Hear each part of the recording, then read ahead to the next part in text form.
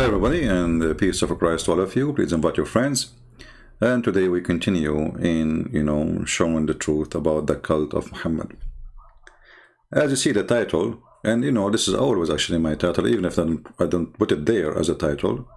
I am here a challenge to Allah, His Messenger, His book, His followers. And as you see, those poor Muhammadan, they would try to find any excuse in order not to deal with me.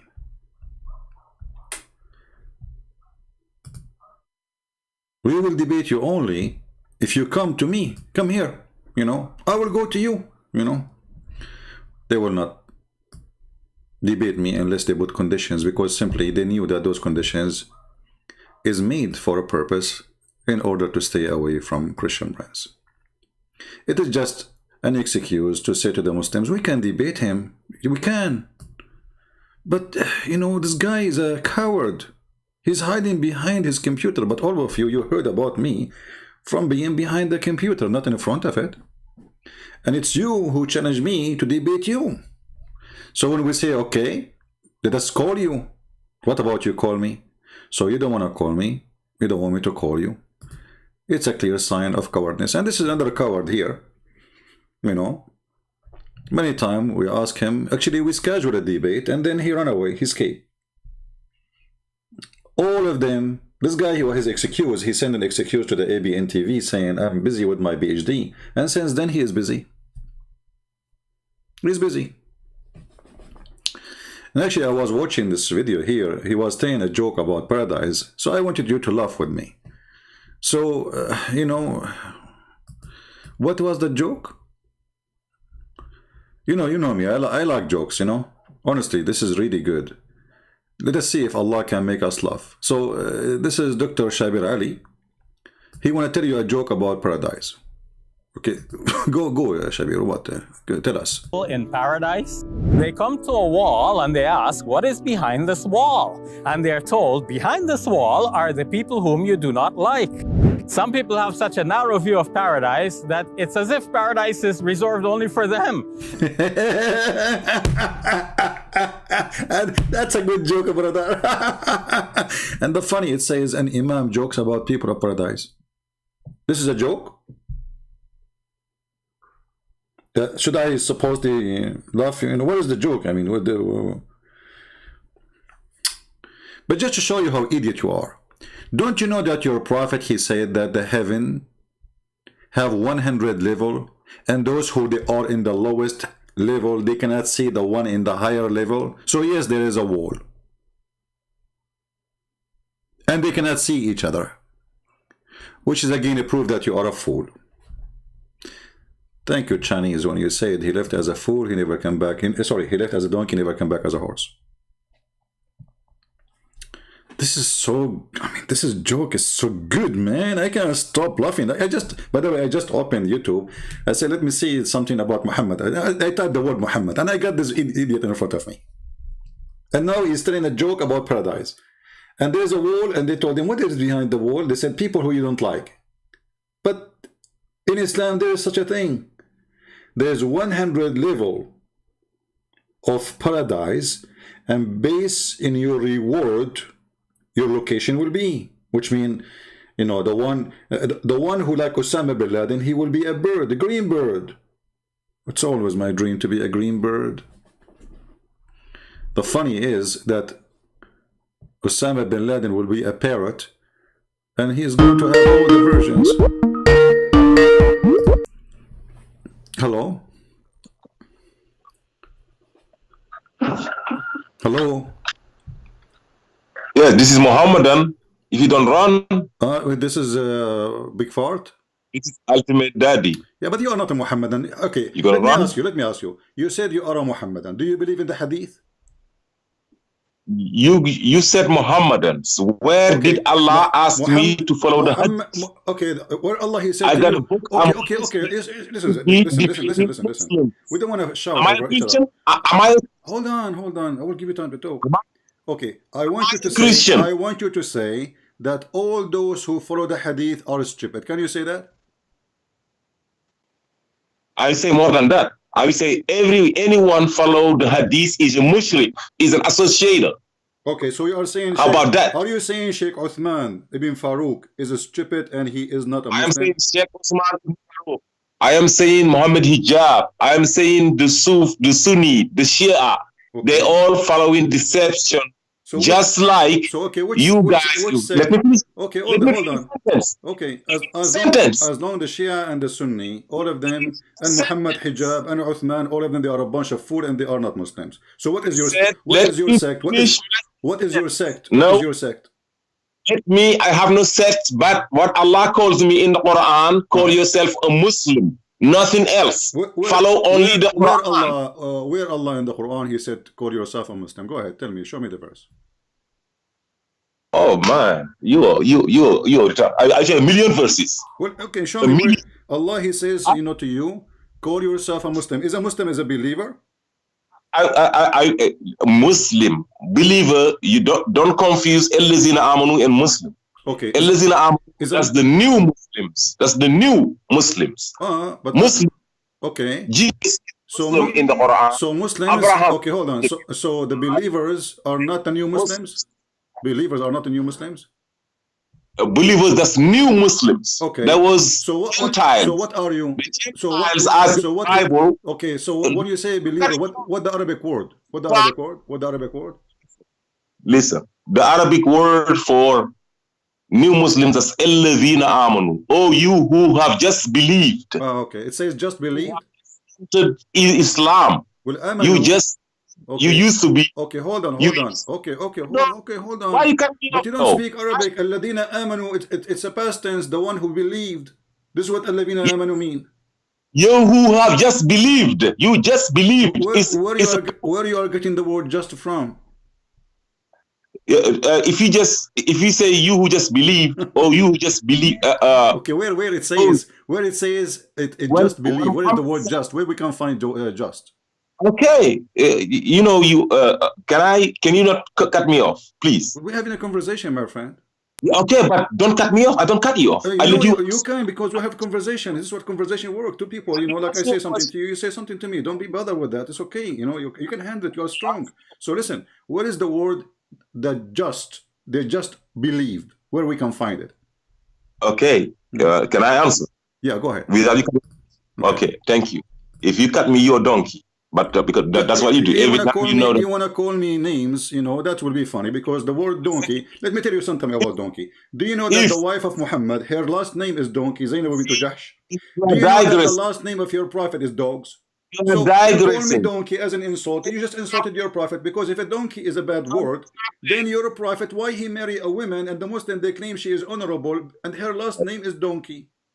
Can you stay on the topic? And why you're a prophet, his last name is dogs? Can I answer your question? Did I lie when I said you're a prophet, his last name is dogs, and his wife, her last name is donkey? Did I lie? So you are trying to insult me, and you're insulting your prophet. Go ahead. Can I answer your question, please? No, you cannot ask me, because I want you to tell me first about just believe. I want you to show me where we can find the word just believe in that verse. Go ahead. Yes, I will tell you if I can answer your question. Like I said, go ahead. Cut me off, you donkey. You want me to hang up on you? Are you asking me to hang up on you? We can call each other names, donkey and stupid idiot. I'm trying to be nice to you, and look what you are doing. You are asking me to hang up on you on purpose. You won't let me answer, and you don't digressing, and why you are using the word donkey? I'm just saying to you where we can find the word just believe. Hang up on me. I said, if you hang up, you're a donkey. Don't hang up. Okay, hold on, guys. If I hang up, I am a donkey. Yes. Okay. If hold on. So if you stay with me for 10 hours and then you hang up, that's mean you are a donkey? Yes. Well, you are a donkey already. You hang up many times. No, never. Okay. Not one time. When the last time you call your mother and you hang up after you finish with her, that means you are a donkey. So if somebody finish with you and hang up on you, that means he's a donkey. No, that's stupid of you. That means Abdul, don't give me stupid answers. Give me the answer. Alladina amanu. What does that mean? Where it says that this is those who they just believe. Yes. Okay. Where it says just believe. Where the word just. Okay, go ahead. Oh my God. Don't say, oh my God, sorry, my Allah. There is in Arabic. Uh-huh. I will give you some Arabic. You don't know Arabic. And Listen. the funny, he's telling me in Arabic. Do you know Arabic? Oh my God. Don't Let me say, oh answer my the God, question. sorry, my Allah. What's wrong with you? Are you kafir or what? Are you gonna let me answer the question, man? It's been 10 minutes, man. Okay, I'm Let me asking answer. you. You said in You- Arabic. Where in Arabic we can find it? It's mean they just Oh my. believe. You said Don't alladina need. amanu mean they just believe. Yes. Okay, where we can find that? Where we can find this just? I will tell you in the Okay. Quran Where? that الذين آمنوا means you who have just believed. Okay, where Why? we can find it? Tell me, give me the verse. Oh my goodness, that's ridiculous. Give me the You're verse. so Okay, so are we going to weakening talk what about I'm shish here. kebab? Give me the verse so we can read it together. Give me the verse so we can read it together. It's every single verse. Wherever Allah say a million times, Ya ayyuhallazina amanu, Ya ayyuhallazina amanu, Okay. Ya Choose one. Choose go one. to Which one? Which one? Which one? Which one? Give me one. go to 569, 262. Go Five. to Five what? 569, 262. Go to 262. whatever. It's a million times in the Quran. Ya ayyuhallazina amanu. Okay. Oh, you who just believe. That means that Just believe. Muhammad. Okay, which translation say the word just believe? Can you stop asking questions and let me answer your question, We please? are having a conversation, Abdul. People are laughing. I'm asking you, which translation? Do you know Arabic? No. I'm asking you, which translation it says they just believe? Okay, do you know in Arabic the difference between the past and the just past? I'm learning from you. I'm learning from you. Which translation you approve for translating the verses? Do you know the difference between summa and fa? Here we go. He doesn't speak Arabic and he will teach me grammar. I do. I am teaching you Arabic because you don't know. Okay, speak to me in Arabic. Okay, speak to me, guys. The guy he know the grammar, but he don't know how to speak Arabic. Speak to me in Arabic. Go ahead. Can you let me speak, please? I'm asking you to speak. Go ahead. Speak in Arabic. Don't speak in English now because you claim that you know even the grammar. The one who know the grammar, he must be know at least he can speak. I mean, so you learn the grammar, but you don't know the language. How stupid That's you a. are. Can I speak for 30 Stop saying can I speak. I said to you, what a translation you are reading for me because you don't speak Arabic. My God, I need 30 seconds. Do you see why I hang up on you, Mr. Ford? I'm asking you a very simple. I have to repeat the question 100 times. Okay. No, you let us make an agreement. Let's make an agreement. If there is single translation, if there is a single translation, agree with you that it's mean they just believe. You don't know that. All you who believed or all you who just believe is the exact same. No, I'm asking you. No, you said alladina amanu mean that just believe. If there is any translation, agree with you. Did they just believe when Muhammad came? The guy in Mecca. Abdul, did they just Abdul, you see, don't forfeit to hang up on you. I final opportunity. Donkey. You see who is the donkey? Donkey potato. You make me scream for nothing. Shut up. Shut up, son of Muta. And they say to you, you hang up on them. Coward son of Muta. How many times I need to repeat the question? Name for me one translation say that the word alladina amanu mean they just believe. He cannot name one. So all the translators in the world, they are liars?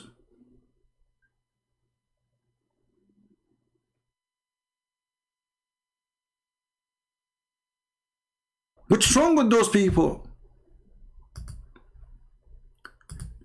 All the translation in front of us, choose one.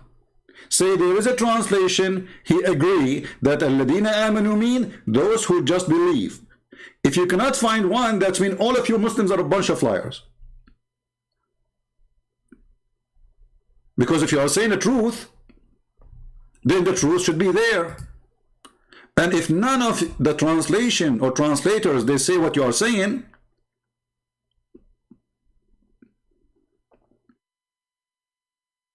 people will laugh at you. And that's what we are doing. And this is why I laugh at you and I hang up on you. So, Uthman, did you hear, Uthman, did you hear, brother Uthman? You are a donkey and you are a mushrik because you follow the hadith. Mimi Hijab is a donkey and a mushrik because he follow a hadith. But this donkey, when I asked him, he said, don't you not understand? The heaven have 100 floor. But this is from the hadith. He called me before and he said the heaven have 100 floor. And he claimed that he don't follow the hadith.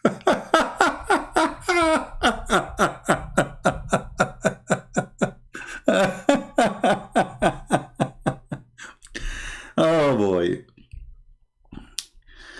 This is وَالَّذِينَ آمَنُوا. And you are a certified donkey. And then when I lose my voice, keep repeating my question 1,000 times with a donkey like you. You are just a low IQ stupid. He don't speak in one Arabic word, and he want to teach me grammar in the Arabic. And let us say, for the sake of argument, I am a person who don't speak Arabic. So how all the translation didn't agree with you? What's wrong with those translators? They forgot always the word just believe. Potato. Do we have any Muslim? He have some, you know, good IQ?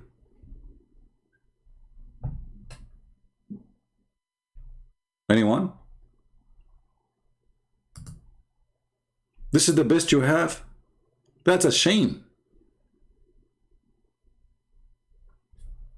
وَالَّذِينَ آمَنُوا mean those who just believe. So in Islam there's the people who just believe and those who they are believers. What, he's born as a believer?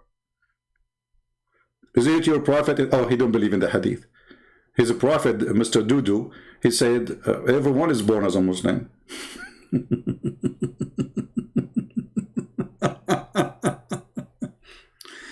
Oh boy.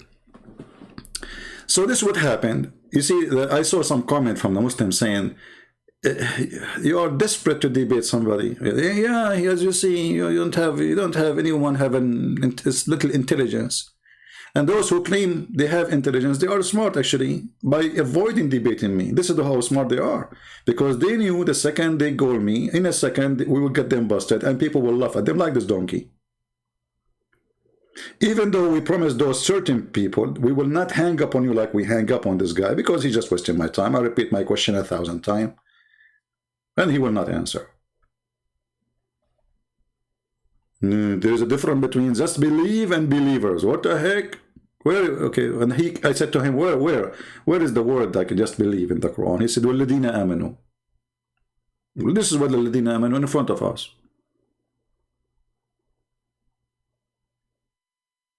All of them, you know, this is the you know, when they say to you, we don't want to accept the hadith, they are trying to escape the stupidity of their prophet. That as simple as that.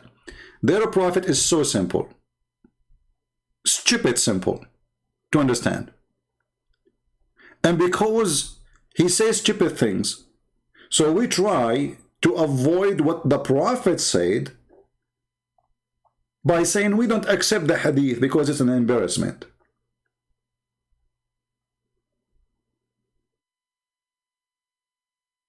They don't, you see, a person who is proud, let us say Muhammad was speaking smart. The Muslim, they will not say we don't accept this hadith. We have Abdul.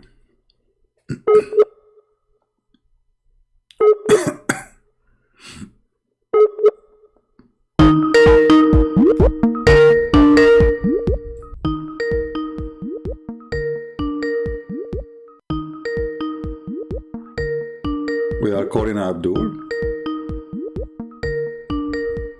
You just lower the ring so it doesn't bother you.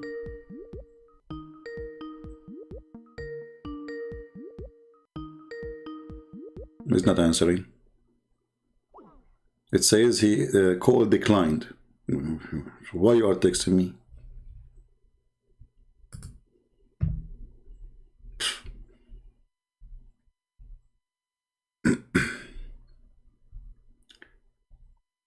Do we have any Muslim would like to call us? Let us see this guy. He tried to call many times, but I don't know if he is, you know, they call me when I am offline, you know, smart.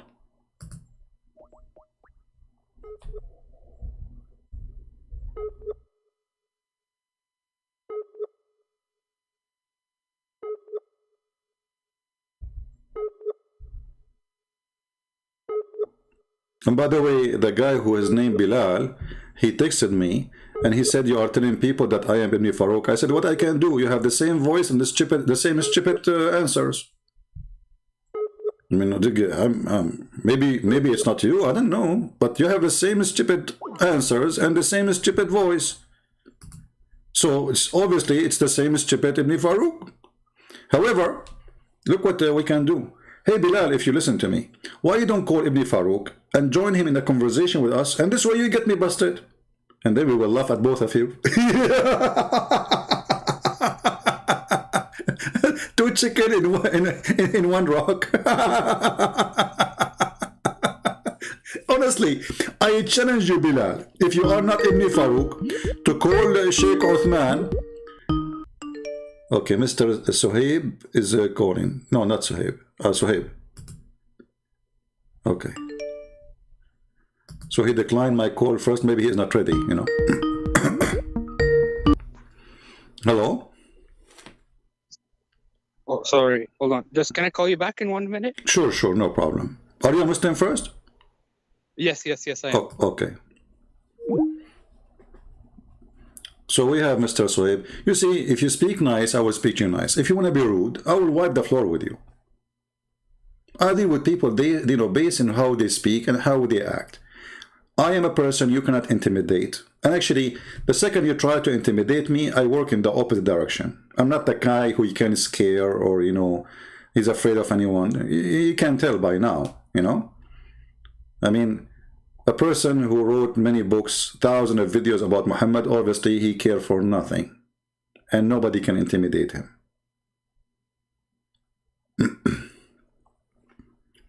So we have Mr. Suhaib, he will call us. And let us see what Mr. Suhaib he want to say, you know. No, honestly, if Bilal is listening, if he is not Ibn Farouk, he can call his friend Ibn Farouk, and they join a conversation, both of them with us. We will have fun. Hello? Yes, Mr. Hello? Suhaib, how are you, my friend? Hello? Yes, I hear you. Go ahead. You are welcome. Hi there. Yes, my friend. So you are a Muslim, Mr. Suhaib, right? Yes. What I am. What do you like to say to us, Mr. You choose a topic for me. What do you want to talk about? What is the topic? I'd like to know from the topic your is end. Islam, Muhammad. Is he a prophet? Is the Quran from Allah? Anything you want. I don't know. You tell me. I think last time you were talking about the moon splitting or something verse. You want to talk about that? Yeah, if you don't mind. Sure, go ahead. So yes. Was the moon split really? Yeah. I don't hear you for some reason. What? Yes, of course it was, definitely. Inshallah it was. Okay. So definitely was what? I have a bad connection. Too bad. So hey, you can switch to the other neighbor's internet. Are you there, Suhaib? Okay. Right now. Yes, can you hear me? Sorry. Yeah, I hear you. Okay. Can I sorry, can I call you tomorrow because it's raining where I'm at? It's okay? Well, you know, try. Let us talk now. You know, I mean, we open a topic. Let's finish it. Let's see. Maybe you know, maybe it will work good. What do you think? Okay. Because you see, the verse you said to me that the moon is split. You said it's from al-Qais. Is that correct? Yes. Is that place right? Absolutely. Okay. How do you know that this is copied from al-Qais? I just want to know. I'm curious about that. How poetries they transform from generation to generation. People, they tell each other, and there's books, and there's books are not allowed to publish. So Imru al-Qais, he have many books, you know, and anything is like exposing the stupid Muhammad. The Muslim, they try to hide it. However, those poetry, nobody can make like them. Nobody can come with such a thing. They are so beautiful and so good. And everybody who can read them in 2 seconds, he can see right away that those are You know, the Quran is taken from Imrul Qais. Okay, okay. So you're saying that Muhammad, he copied this from the Emerald case, Yes. and but the next verse, it says if they see a sign, they say magic. So that means they saw something. Okay. That means they must see something in order for them to dismiss it as magic. Okay, let me ask you first. Does it say in the verse anywhere that Allah he split the moon? No, it does not say that. No. Okay. You're right. So when we say the word is split, maybe you speak English better than mine. What the word split mean? Can you give me a definition for it? It's cut in half. Cut in half. That means it's two pieces, right? Yeah, It's like a watermelon. Yes. Okay. So Allah he said he split the moon. Did he glue it back again? Did he say in the verse I put it together again? No, it doesn't say that. Okay. So based on this, if Allah he said I split the moon, the question is who glue it back? Because Allah he said I split the moon. He did not say and I put it back. Right. So who put it back? Do you think like maybe this is Trump? You know, Trump or a global warming has effect in the moon, and the moon like, you know, Allah he split it to pieces like a watermelon, and then somebody like Trump, he is evil person, you know, he put it together so Muslim cannot see what happened. But if this moon splitting did not happen, how come there's so many hadiths that say that it happened? My friend, this is eclipse. Eclipse. Your prophet, when he see the eclipse, he go crazy, and I can show you tons of reference. He go crazy. He start shouting. He start praying. He start bowing down. Eclipse. This is something happen every day. I mean, always, not every day, but happen almost every year somewhere. You know, eclipse. It is not something new. So the moon is splitting. Is not the moon did not split, and the sun did not split, and the earth did not split. It's just an eclipse. As simple as that. So if I am now next to you and I see an eclipse and I say to you, I'm the one who split the moon, that will be stupid. Same time, you know that the Quran came in order, right? Like yes. Okay. Did you watch my video about this, the moon split, about the?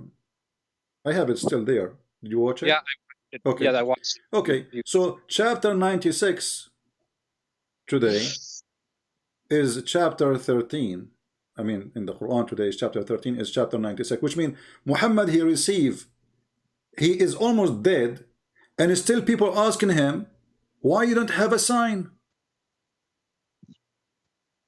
And did Muhammad say, didn't you know that I split the moon for you, or Allah split the moon? He did not say. He says, wait, Allah can make signs. So that's good. Yeah, because if he did, then he should have claimed that. Exactly. Like it's like silly to say to me, why you don't debate this guy? I say I did. Already I did, you know. Why you did not do that? Well, I already did many times. So when we see, as an example, in chapter 13, which is supposedly at the end of the Quran, and it's mentioned even twice in that chapter, they keep asking him, why you don't have a sign? Why? Where is the sign? Why Allah don't send the sign to him? And this is the end of his life. So there is almost 50 chapter, actually way more, but 50, you know. Right. So almost more than 2/3 of the Quran after came, and still people asking him, where is your sign? How come until now? The verses are so clear. They are not saying to him, like, okay, receive only one sign. They are saying to him, how come? Why it's not a sign sent down from his Lord to him? So, yeah, can I ask you a question if you don't mind? Go ahead. Is this are you live on YouTube right now or what? Yes, I'm dead in YouTube. Oh, okay. Oh, so it's not being recorded or anything, right? This thing. No, it's recorded. We are on YouTube. Oh, okay. Yeah, so that's pretty much what I wanted to talk about. Yeah, because I watched your video. So this is something, you know, like people, they say this happened or something, the moon split. And I watched your videos sometimes. So I thought maybe if you can. So Suhaib, you sound like a nice person. I want to ask you, you just laugh. It sounds like you are laughing at the stupidity of the Quran. Well, I mean, I watched a lot of your videos. I watched it, but you know, just this is the first time I called, so I this is something that the Muslims are saying, that this miracle, and the Quran has all these miracles and this and that, and so yeah, I mean I'm like yeah, Muslim, but there's a lot of things that don't make sense really in Islam. No way, Sohaib, I will be upset from you. I mean, everything in Islam makes sense. Don't you like to have an endless penis, my friend? I mean, come on. Come on. Okay, what about, look, see, this is not right to say such a thing about Allah. Allah is the only God. Even the Hindu don't, the Hindus, they have Kama Sutra, they have like a lot of sexual things, right? But they don't go far to speak about the boob size. I mean, the only one who beat everybody in that is Allah. If you remember, Ahmad Didat, he was debating a Christian priest. He said to him, "What kind of book? This book? Huh? What kind of book? What this?" And he was, reading a poetry of a king. This is not God speaking, and it's not about even sex. It's about, people. They are betraying, God, or like as an example, the Song of Songs, about Jerusalem. So it's not about a breast. It's not about a chest. It's not about legs. It's about a city. But here we are talking about literally about big boobs. There's a God, his name is Allah. He will give you women who have a huge boobs. What do you think, Sohaib? Don't you want to get big boobs? Yeah, I mean, I don't know. This is just something. It tells me it's like not really from God, It kind of gives me. Hold on. You see, I don't want you to rush into conclusion. I want to help you to stay as a Muslim first. Imagine me and you playing football, and we are out of balls. If we have women like those, we can use one of their boobs. We can bury them, borrow them. And like we say, lady, can you borrow one of your boobs so we can play for football? They are big, man. What, like basketball, Or look, what if a flood or tsunami come to your country and there's nothing to hold in or to hold on? If you have women like those with big boobs, they are big balloon, they will float. You will not be drowned. So those are very useful. Maybe Allah is making us having women with big balloon. So if the flood came, we can hold them in their nipples and we will be safe. What do you think, Shoaib? Yeah, isn't that Quran 78:33, I think, right? Yeah. You know the verse exactly. You love it, don't you? You're a bad boy.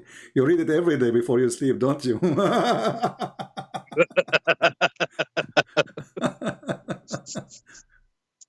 So Suhaib, listen, as long as you call me, why you don't say I am not going to believe in this garbage? Yeah, I mean, like, it just, I don't know, man. I have a Muslim family, so some of the stuff I don't really believe in any of this stuff. It doesn't make much sense. But I just watched your video a few days ago, so I wanted to ask about that. So yeah. So now what you will do? You will hang up and you go read this verse again? Like, come on, don't do that. Right. Yeah. I mean, listen. If I have a family, all of us we have family. And let me tell you something. If like I'm a Christian, right? And supposedly my families are Christian, but who said so? Most of people, they are busy with their life, money, Christian by name maybe, but that will not make me like them. You know what I mean? Everybody in life, he have to choose his direction. So if my family, let's say God forbid, my father is an atheist, he's not. And so what? I mean, this is his business. So I will follow him. Let us say my father, he was a Christian by name. So what? This is his business. I'm not going to be the same he is, unless I want it to be. So you are the same. You are smarter than calling yourself a believer in such a stupid religion. Just because a family you belong to, they are Muslims. Yeah, I'm not Muslim. You could probably say I'm a munafiq, right? Munafiq. So do you denounce Muhammad as a prophet now? Honestly, I would think about it right now. Come on, I will help you to think about it. Listen, if you denounce Muhammad, I have a better God than Muhammad. He gave bigger boobs, way bigger. Actually, there's a God, his name is Ibn Battuta. He's an Arabian Islamic historian. He went to a country, all the women there, they have a 3 breast. True story, brother. I mean, and the Muslims, they say this is the most famous historian in Arabia, and they are so proud about him. He found an island, a country, all the women there, they have 3 boobs, and I'm looking for it. I went all over the world. I went to Europe, I went to Asia, I mean, everywhere, trying to find where we can find this island. Even I went to Thailand. I said, where we can find the island where women have 3 boobs. They said the only place we know, I mean, there's about many boobs, like we have dogs have 7 boobs. Is that the one you want? They said, no, women. They could not find them for me. So we don't want to follow fictions and stupidity of somebody. He is famous and everybody praise him because of fear. We want to be decent with ourselves, smart and not stupid. Otherwise, you know, it's an insult to me to say I believe in something when in fact I don't. You know, it's like you are labeling yourself to be a liar. You don't mind if I have a question? Okay, you don't believe in Islam. Okay, where do you think the Quran came from? In your humble opinion, where did it come from? Well, you know, the Quran have many sources. As an example, if you go in the Hadith, you will see that there was a person. His name is Waraq ibn Nawfal, and I believe he is the real father of Muhammad. Because if you read my books, you will see that Waraq ibn Nawfal, he sent his sister to ask the father of Muhammad to sleep with her, and she will pay him 100 camel, which is, I mean, the story is really weird. I mean, why a woman, she will give 100 camel at that time for a guy to sleep with her? But the story is saying that he was going to sleep with the mother of Muhammad, and she wanted to disturb him, supposedly. She don't want him to go, obviously. And when he went and he stepped, he said to her, okay, I will go back to you. Looked like he was a gigolo. So I will be back to you. And when he went back to her, he said, I have no need for you. Because now she learned that he slept with that woman. Waraq ibn Nawfal is a person, even when Muhammad, he was lost, when he was a child, they found him with Waraq ibn Nawfal. Anything happened in his life, Waraq ibn Nawfal. Muhammad, he tried to commit suicide when Waraq ibn Nawfal even died. This is how far Muhammad have, you know, Waraq ibn Nawfal have an impact in his life. And this is Sahih al-Bukhari, as you see, hadith number 6982. It says here that Waraq ibn Nawfal is a person who became a Nasara, which Muslims, they say it's a Christian, but in fact it's not, you know, but we will go with this for now. So he became a Nasara and he was translating the gospel into Arabic. That is the Quran. Right. So here, Muhammad, see, notice with me here, Safwan. Sorry, Sohaib. Muhammad, he never said anything wrong about Waraqa. He believed he's a decent man. And this is why actually his wife, she took him to him. And he is a priest. And this is telling us that the wife of Muhammad must be Christian. Otherwise, why she take him to a priest? You know, like if you say to me, you have a problem, I will take you to a person. He have religious authority on me, correct? Right. So she took him to a priest. She did not take him to a rabbi. She did not take him for an Arab, like different religion. She took him to a priest. And then we find that this person, he was writing a gospel in Arabic.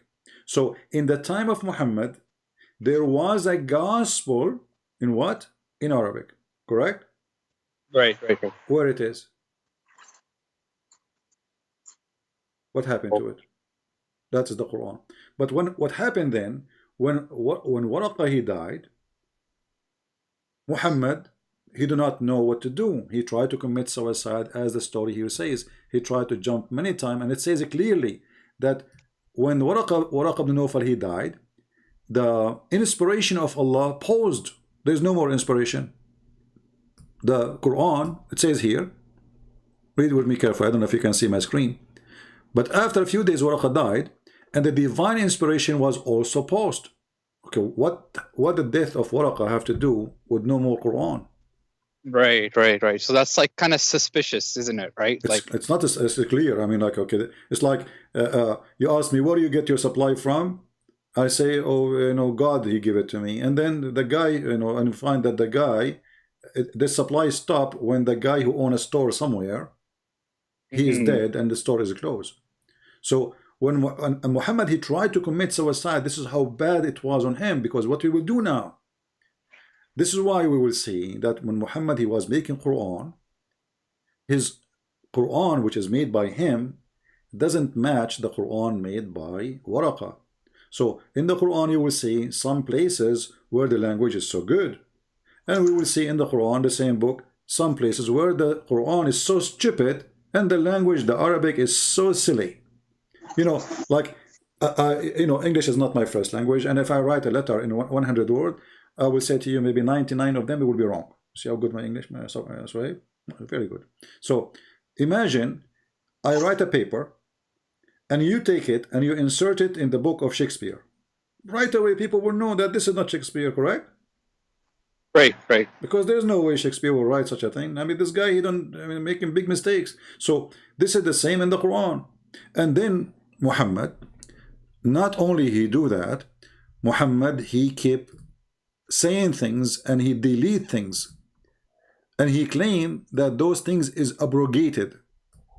Why abrogated? Why you abrogate them? I mean, Allah, he told him that as an example, free for the free, slave for the slave, women for the women. Okay, second day, people, they start laughing at this verse. What are you talking about, man? So if a man he kill my wife, I kill his wife. If a man he kill my slave, I kill his slave. So now we have two victims. So Muhammad, he wanted to make himself like Moses. He believed eye for an eye, but he come with a stupid thing. And imagine, this is in the case of murder. This is a law should be working for thousands of years because nothing changed. Few days after he changed it because people, they start laughing at him about this verse. Give me a reason for this verse to be abrogated. It says in the case of murder, okay, free for the free, slave for the slave, women for the women. Like, what the heck? People could not believe it.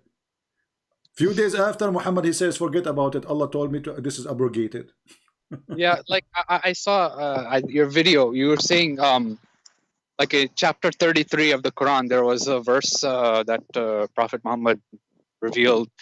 It's about like, gives him like special privileges to like marry his cousins or something like that, and then he came up with another verse, and then like always there's something stupid, something silly, because if God he gave, especially this is about a murder, murder is a murder, nothing will change, right? It's not like tax will change from time to time. It's not like okay, now there's a traffic light, at that time there's no traffic light. Murder is a murder. So what the penalty for a murder? He came with this, claiming that Allah gave it to him. So why Allah he changed his mind? He found himself wrong. Obviously, people when they start laughing about such a stupid thing, Muhammad he said to himself, "Oh, they got me busted.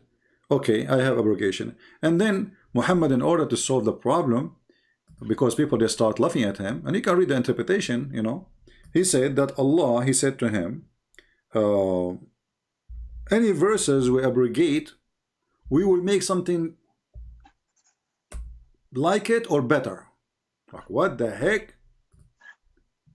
So why you abrogate it if you want to make it like it? And how Allah make Quran better than the Quran? Chapter 2 verse 106 says, none of our revelations do we abrogate or cause to be forgotten, but we substitute something better or similar. So Allah, he will make Quran better than the Quran, and he is fixing his Quran. Remember, this is the same prophet. This guy, he did not even live 20 years after he claimed to be a prophet. So how Allah, he changed his mind so fast? He make a verse, he changed it. And why? Right. Especially when he says similar. The word similar here present that Muhammad, he cannot recite the verse twice correctly. So he says something, and then the second day, he make the same prayer, but he says something else. He add words or he miss words. So when they ask him, hey prophet, there's the story about two guys, they were fighting about why he is reciting it differently. They took it to Muhammad, and Muhammad, he said to the first one, recite the verse for me. He recited. The second one, he said, recite the verse for me. He said, recite it. He said, both of you are right. Allah, he sent me the Quran in 7 ways. 7 ways. To give him, Qira'at or something, right? Huh? I believe it's a Qira'at, I believe. Yeah, I mean, obviously, this is an excuse. Like you said to me, this is not what you said today, yesterday. They changed the story, right? So I say, oh, my story is 7 stories. Yeah. So it's a garbage. So so hey, why you don't say Muhammad is a false prophet right now, my friend? I don't know. What if I'm wrong? How you can be wrong after all of this? I mean, okay, give me a reason for you to stay and to be wrong. Give me a reason. If there is something strong in the Quran to hold you. I don't know, man. I just like the.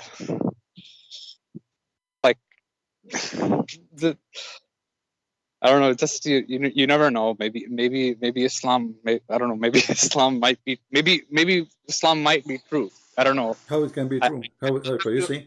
Okay, hold on. You see? In order for Islam to be true, Islam to have to be smart. Have you ever heard of a God he's stupid? Right. Yeah. Sorry. Can I just say something, if you don't mind? Sure. Sorry. My phone right now is on very low battery. I'll have to hang up now. But thanks. Good talking to you. Okay? All right, my friend. Take care. No problem. I'm not going to force you to say. But already you left Islam. Already, I can't tell. Thank you. Well, yeah, you got an understanding of. Yeah, I understand. I understand. You don't want to be in the internet. It's okay. All right. Take care. Take care, man. Yeah, he left Islam. He was laughing with me. Actually, this is the best thing I like.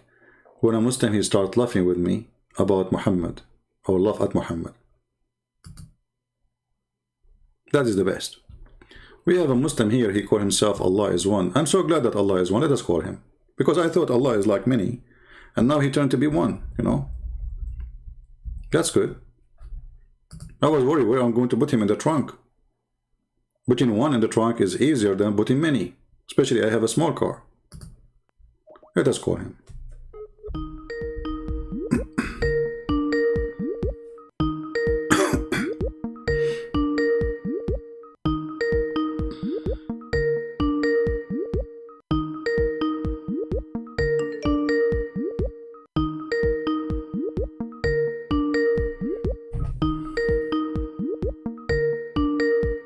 Okay, look like Allah is one, is busy. You know, I will mute the ring so it doesn't bother you. I think as Allah is one is looking for himself to put himself together. It's not easy.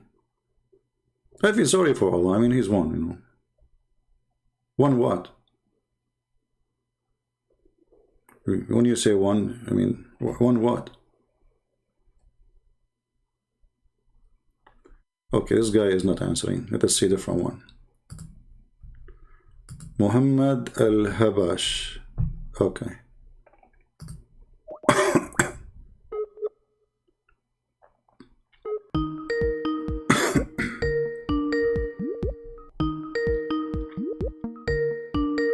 You are calling Mr. Muhammad. Hello? Hello? Yes, Mr. Muhammad. How are you? How are you, CP? I'm fine, my friend. You are live on air. What do you like to say to us? I don't want to take so much of your time. I'm an ex-Muslim. I'm just here to tell you that I'm a big fan of you. I wish I heard you or knew about you long time ago, because like I spent like 8 years to get out of this cancer called Islam. I wish I knew the stuff I know now after listening to you, because like back then I was spending my time trying to understand like the philosophical arguments.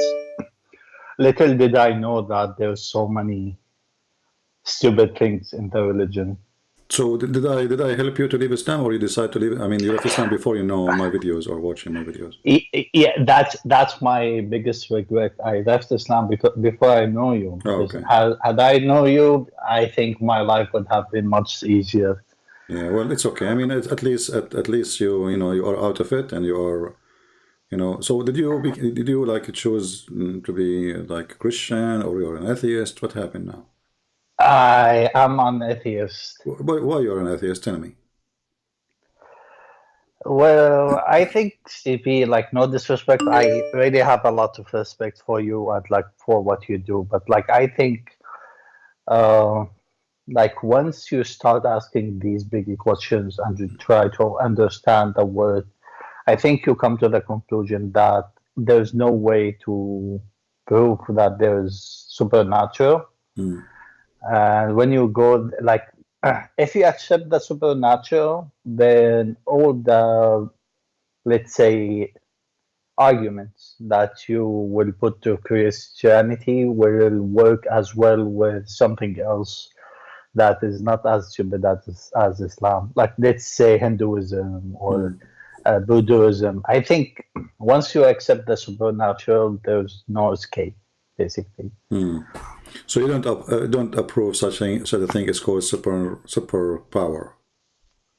Supernatural, yeah, I don't see it. Yeah. And like, to be honest, like, I'm sure you are familiar with the God of the Gaps argument. What I'm is sure, that? like, What is that? Say again. God of the Gaps. No, I don't know this argument. Tell me about it if you don't mind. So like, God of the Gaps, it means whenever there's a gap in the human knowledge, we say it's God. So, for example, Yeah, I get you. I do not need to explain to me. But look what happened now. Yeah. You just denied that you're an atheist because now you have a God, because all of atheism is full of gaps. You do not know, all what you have, like Big Bang is a theory. Everything is a theory. So if the God is the God appear only when we have gaps, well, the most people who have gaps is the atheist. Because those who believe, they get answer from a book. You have nothing. You have theories, and it's full of gaps. So based on what you said, you are a believer in a fiction too. Because there's no thing in atheism to prove anything they claim. As an example, if I say to you now, like, okay, gap, gap mean is something I cannot explain, or something they say there's supernatural. If I say to you, let us say 400 years ago, that there is a sound can go through the wind, like it's waves, we cannot hear it, you will laugh at me, correct? Yeah. Okay. If I say to you, I will go more. I will say, okay, there is a little thing you put in your pocket, and you can use it, and you will speak to someone. You live in America, you can call somebody who live in China. You will say, literally, I'm crazy, correct? Correct. Okay. I think also if you told me there are germs 300 years ago, okay, I would laugh at you too. Yeah, but let us focus on this. Just because we are ignorant about something, we deny it, and we think the person who's saying those things is crazy. And that means the one who is smart is the crazy one, and the one who is stupid is a smart one, because what he is saying is impossible for the normal average person, and there's no way this can be true. So just because we are ignorant about what is real and what is not real, we assume that the one who is telling us something, it is stupid, he is crazy, he is mentally ill, he is suffering from a problem, just because we do not know. And later, after maybe a century or 2 or 3, we find that this guy was saying the truth. So this is what atheists do too. They assume a theory. If the theory is a success, they claim to be smart. If the theory is a failure, it's a failure for the one who made it. You know what I mean? Not the one who followed it. But the fact, no, the one who followed it too, he wasn't smart too. Because why you follow somebody who have no proof of anything he claimed? When an atheist, he said to a Christian, can you prove to me that there's God? And I said to him, okay, are you saying there's no God? He said, there's no God. I say, can you prove it? He said, I can prove it. How you can prove that how you can prove that God does not exist if he doesn't exist? That's silly even. You know what I'm saying? It's like I give you a box, and then I say to you, okay, prove to me that this empty box is empty. It's already empty. How you can prove it? I mean, what you are looking for? So By denying the God, which you cannot prove that he is not exist, you are accepting another theory of your own God, of scientists saying this and that, and scientists sometimes they say something right, and sometimes they say something wrong. But all what the scientists they do, they discover and they learn about what we have already. They could not even make anything like it. Like when they say to you, we are going to clone a goat. In fact, they are not really creating anything. They are just choosing what is exist. We have the DNA, we have the egg, we have a sperm, we have blah, blah, blah, blah, you know, and you know, or we use the DNA and we grow whatever we want. So we are not really creating. Everything we have, we are using what we have. We are not the creator of anything. We don't create electricity, we generate it, which means we are able to collect it. But in fact, electricity exists in the wall, exists in the wood, exists in your body, exists in your eyes, exists in your hair. It's all over. But we discover it, and now we use it. And now we were able to make this electricity provide us with light. But the light is always there, because thunder is nothing but electricity. So what was in front of us for thousands of years, it turned to be nothing but electricity, and we can have thunder the same as that one, but it's a little smaller. I mean, it's small, it's not powerful as that one. So you are smart or not, that is based on what you believe. So when an atheist, he said to me, I don't want to believe and I am smarter than that, I say, I'm not insulting you, but I'm telling you my opinion. I find that the most silly thing is to be an atheist. Because an atheist, he explained to himself everything by nothing. How this earth is came to exist, how the universe, Big Bang. How you know that? How this Well, come to existence? here's CP, like you came across many points. Here's what, like, if I want to like answer to the main points, I would say the following. So, like, as you said, scientists, they don't come up with anything. They just discover the rules, so to speak, right? Now, when it comes to the gods or anything else, I think it all boils down to providing an evidence for something, because otherwise I can make any claim I want, right? Like, I can say, like, every day you tackle the claims in Islam and they are funny and they make no sense, right? So, like, if there's no evidence for anything, No, I for can me, make any for me claim there I is. want. For me there is. You see, I am a person who witnessed miracles happening to people in the name of Jesus, and nobody can explain them. Nobody But can don't you explain. think, CB, and like some of my Hindu friends here in Canada, Yeah. they were trying to tell me the same thing. They wanted me to convert to Hinduism, and they were telling me they had miracles happen to them because they are religious people. Okay. You see, So they, if this is true, so if this is true, yeah. I advise you. Myself, I will convert if this is true, because you know, when somebody claims something, it's very easy to expose him to be a liar or to be truthful. So I can say there's a miracle, and then you say to me, well, can I witness one?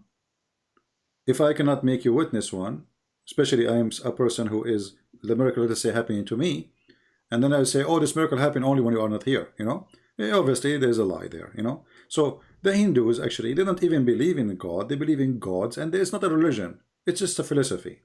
So when they claim about miracle, this is funny, because since when, you know, Hindus they focus in, you know, being vegetarian and philosophy of the soul and the spirit and the mind and the control. You know, it's a philosophy, it's not really a religion.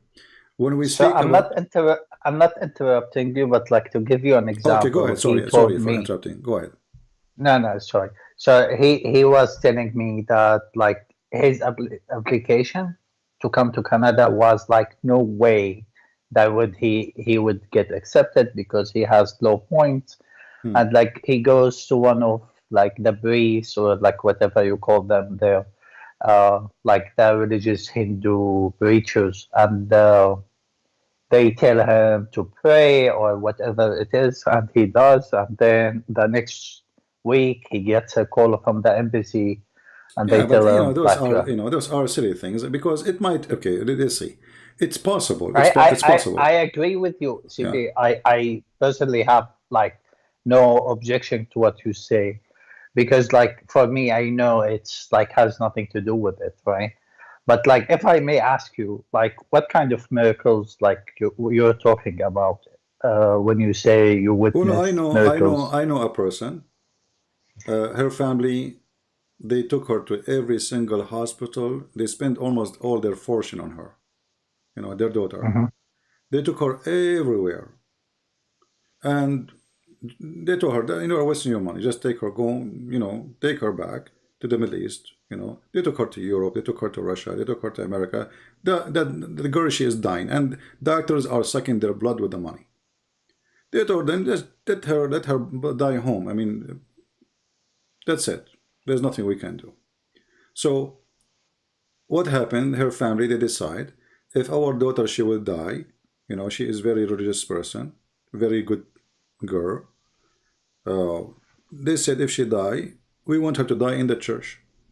So they asked the priest if they can allow her to have like a bed in the floor in the church and sleep, because it might be her last night or maybe 2 days from now. We don't know, but she's dying. So they put her there, and at like her mother, she woke up. I don't know what time, and the daughter is not in the bed, but the daughter cannot move. She can't even go to the bathroom. She cannot even talk. You know. She looked at her daughter and Yeah. she found her in the front, look, in the place where they pray. She's bowing down and she's praying. Her mother, she thought she is dreaming. She thought maybe her daughter is dead and this is her ghost, the spirit. She is a believer too, because there's no way the daughter, so she said, this is, I mean, she could not believe what's happening. She touched the bed next to her. There's nobody, but she see her daughter there. She is praying.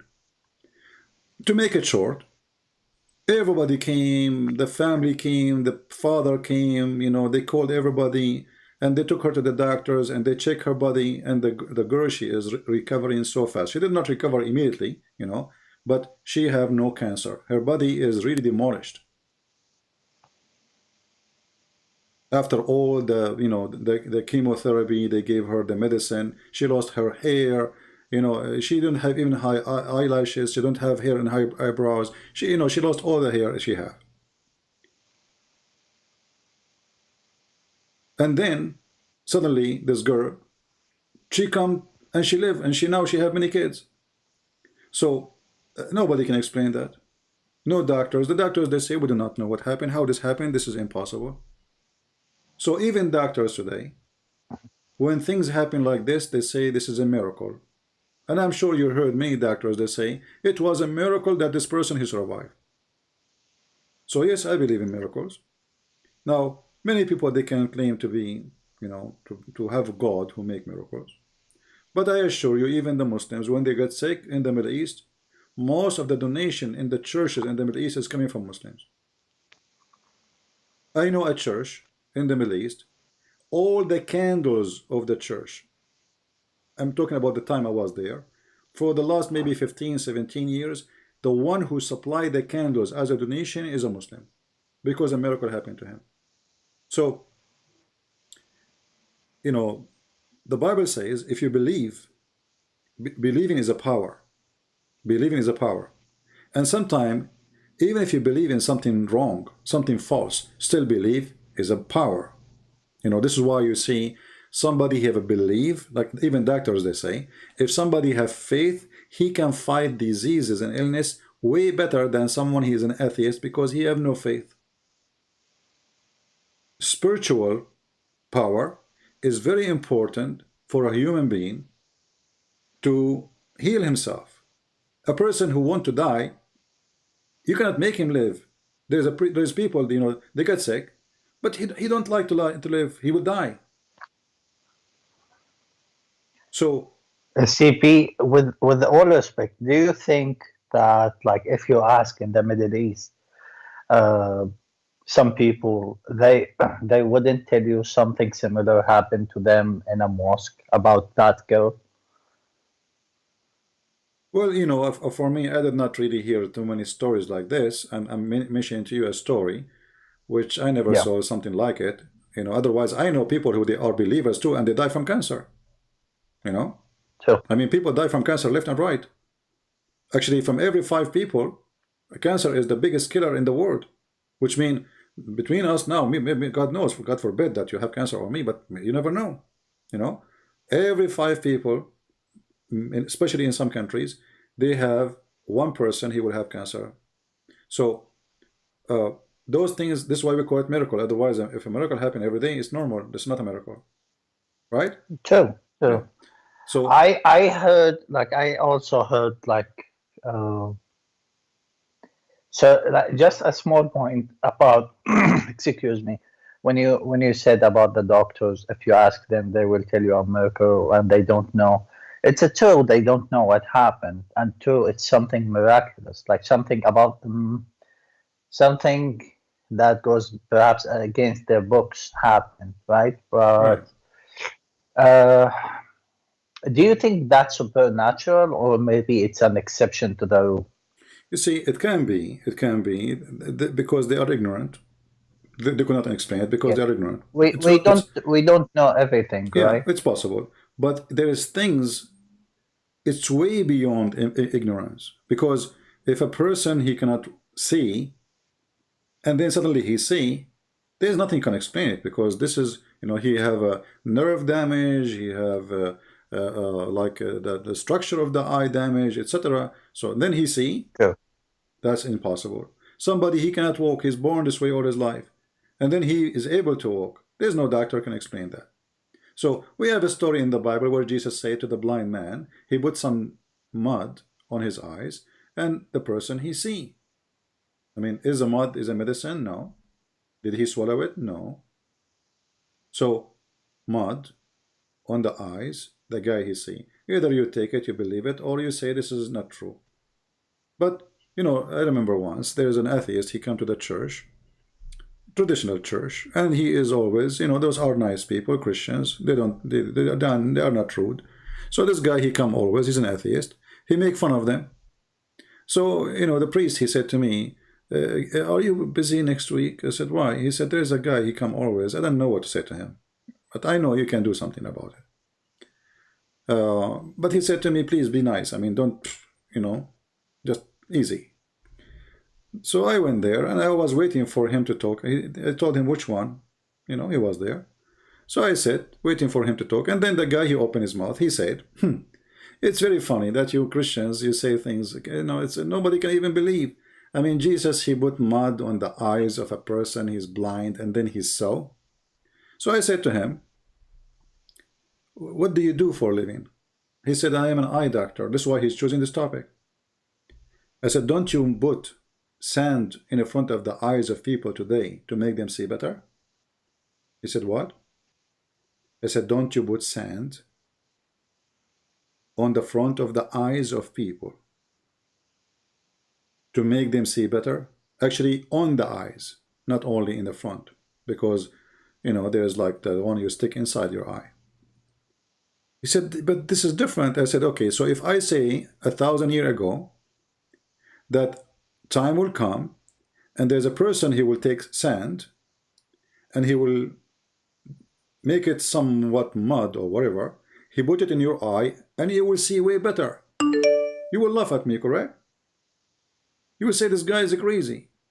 I said, yeah. I said, but this is because they are ignorant and you are practicing this. So because you could not understand how Jesus can do it, you are laughing at it. And this is exactly what will happen 1,000 years ago.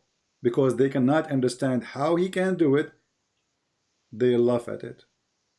When you make sunglasses, when you make eyeglasses, when you make whatever they call them, the things you put inside your eye, you are putting sand. It's just Eye lenses. it's not eye lenses, exactly. So they are nothing but sand. As simple as that. The glass is sand. It's not something, you know, I mean, it's a sand, literally sand. So how you accept now this? Because now we practice it, we saw it, we believe in it because we saw it. Otherwise we will not believe it. So because you could not understand how Jesus can make somebody see, you laugh at it. Because how he can do that? It is impossible. This is impossible based on our ignorance. You know, Sippy reminded me of in the chapter of Yusuf. Remember when what's his name in English? Jacob. Jacob goes blind, right? Because he loses his son, and then when Yusuf asked them to throw his t-shirt on his eyes. I remember, and then he comes, so he can see again, right? So I remember I once I saw a show on Al Jazeera where was a doctor saying that he managed to find a cure for, I think it's what they call it, the white water or the blue water. Blue water or dark water, yeah. Dark water. Yeah. And he found it inside the sweat, the human sweat. Okay. And he interprets that verse that t-shirt had sweat on it, and that's why Jacob had come his on, you know, I mean, vision. sweat.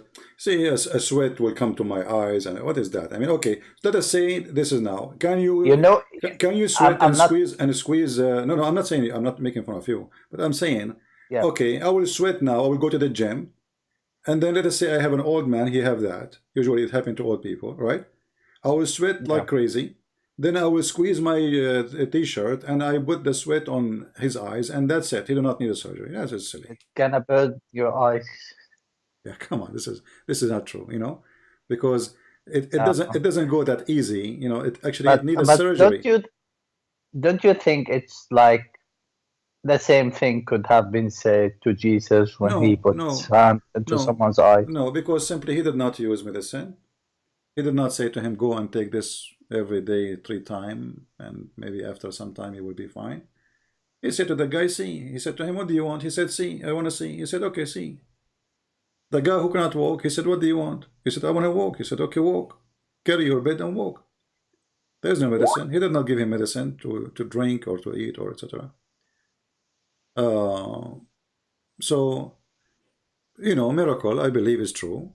And at the end of the day, you are what you believe. So if you decide to follow atheism, which is nothing but, you know, I believe it's a chain of a confusion, will lead you into nothing except confusion.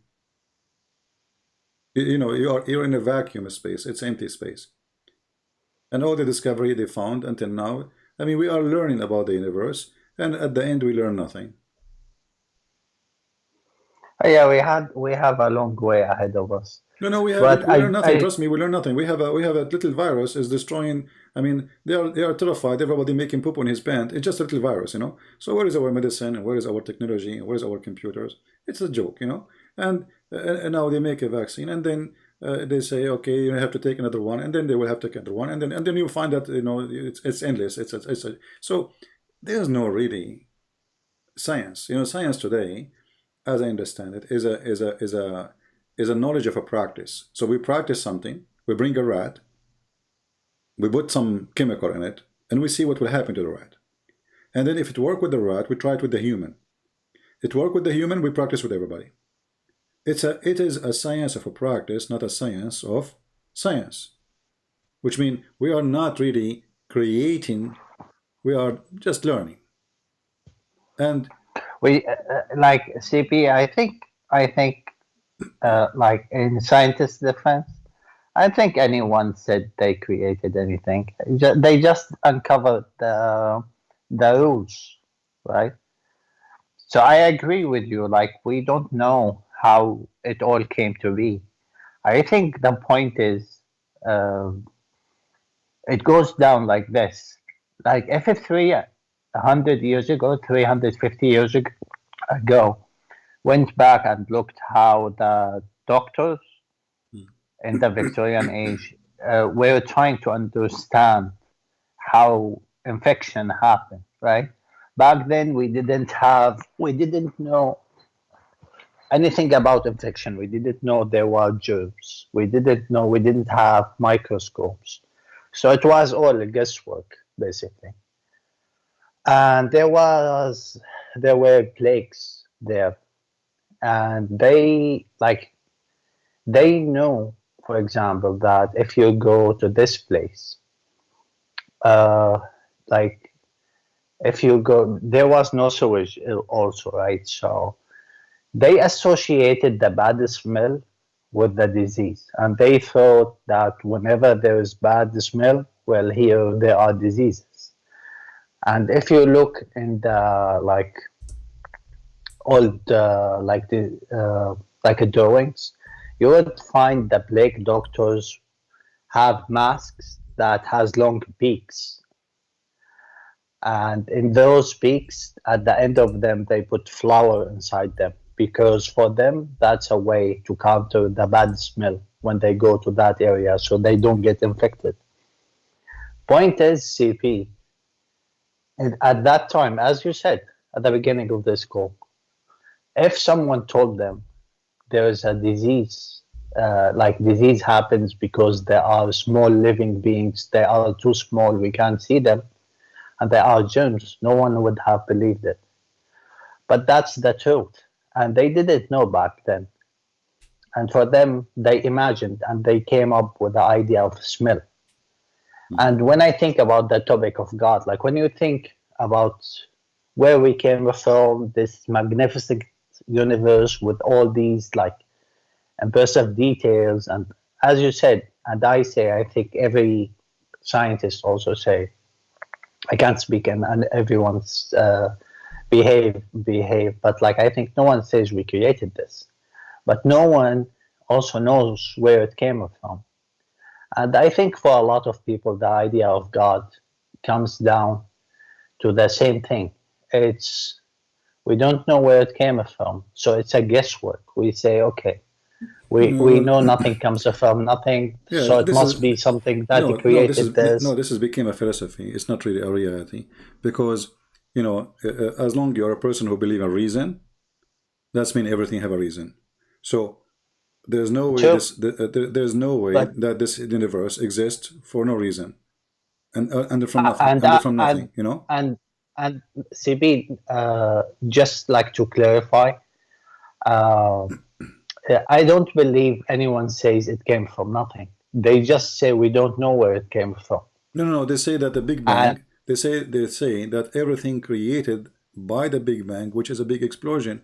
But in order to have explosion, you have to have something to explode. yeah, I And think no one disagrees with that yeah, too. and then in order to have something to explode, where this thing is coming from, whatever it is. I mean, let us go. There's something behind the thing, behind, and then at the end, okay, where the chain will end. So there is somebody. CP, I think that's where the crux of the argument. I think what we know now is like there's a big bang. We can look at the stars. We can see that they are expanding. If we draw a line between where's the current position of this star and the previous position for that star like a year ago, and we'll find a line between them. And if we do it to all the stars, we find them all come down to a point.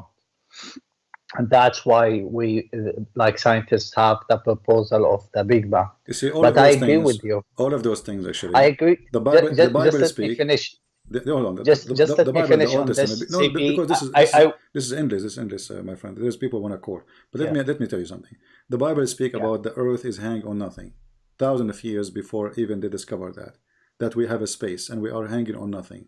The Bible speak about the universe is expanding.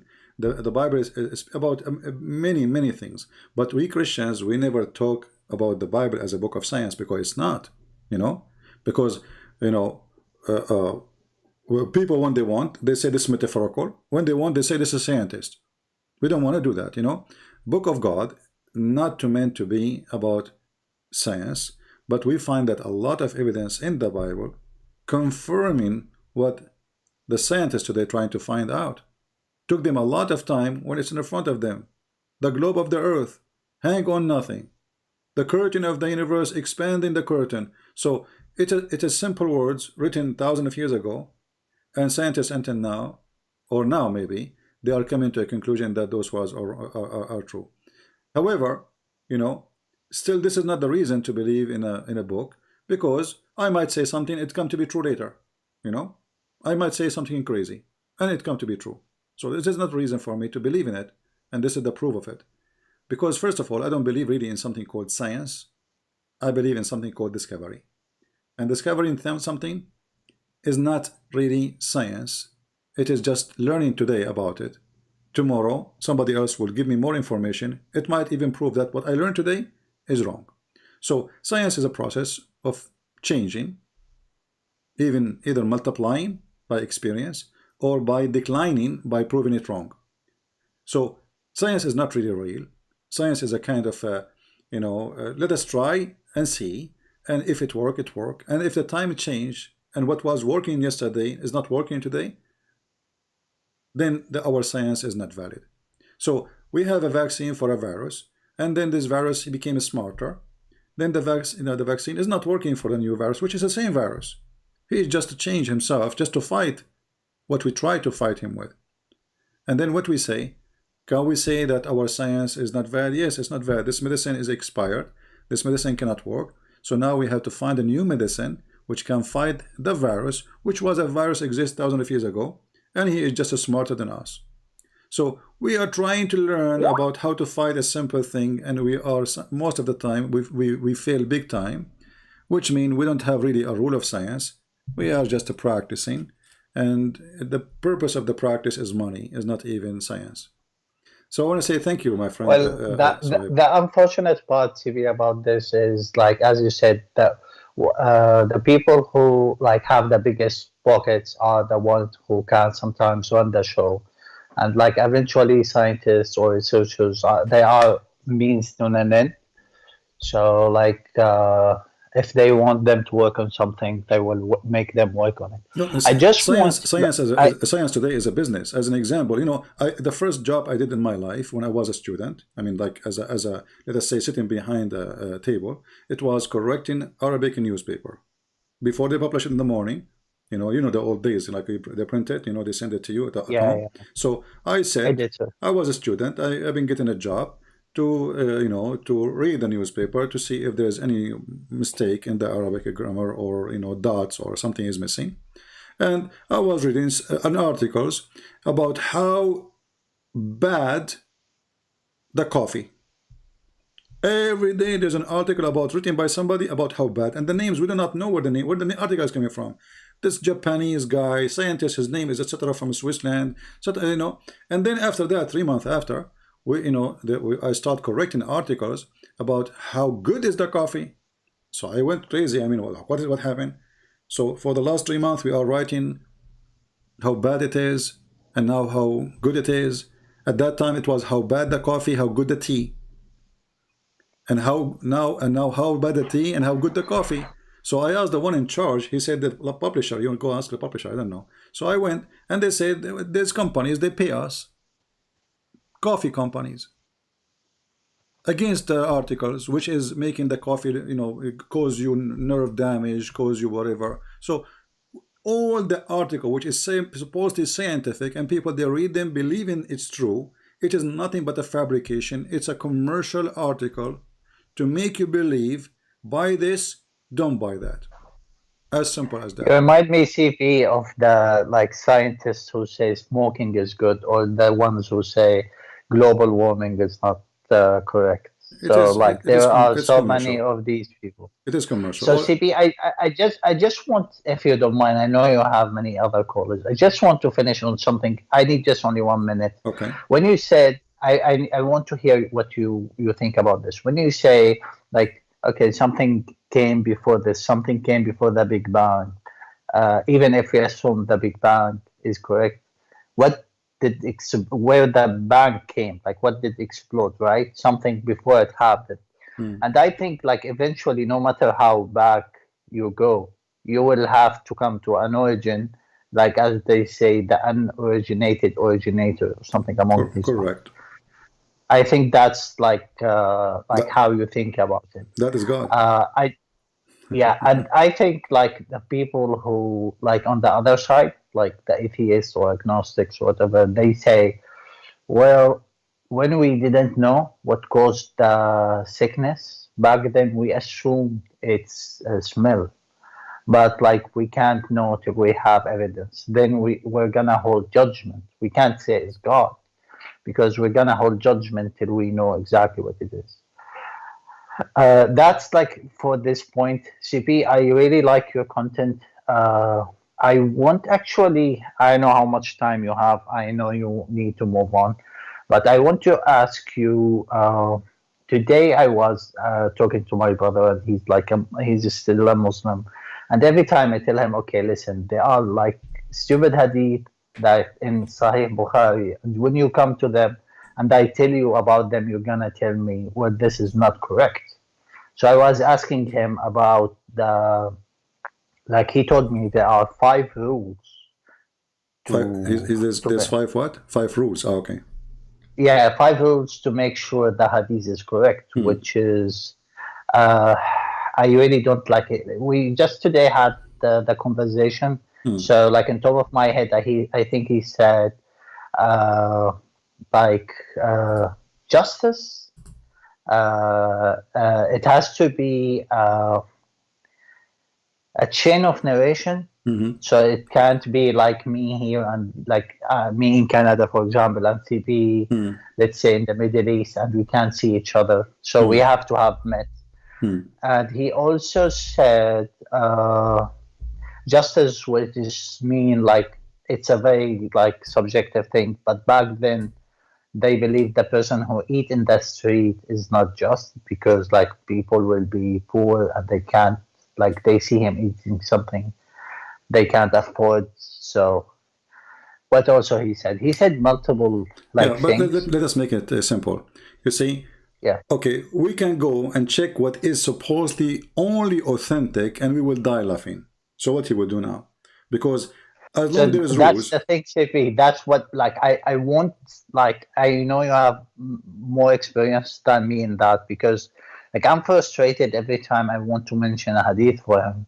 He comes and like CCP. The thing is, I know like a lot of people may look at your work and they say, why this man does this. Okay, so I'm gonna just tell the audience who are listening now why what you do is important. So my brother, for example, he is married to a religious woman as well.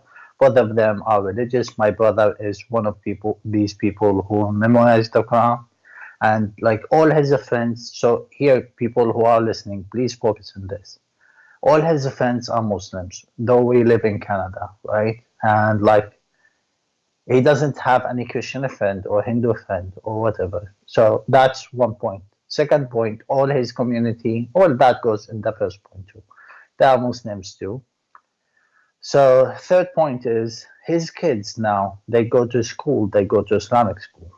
And that part really hurts me because I don't want them to think that Muslims are better than other people.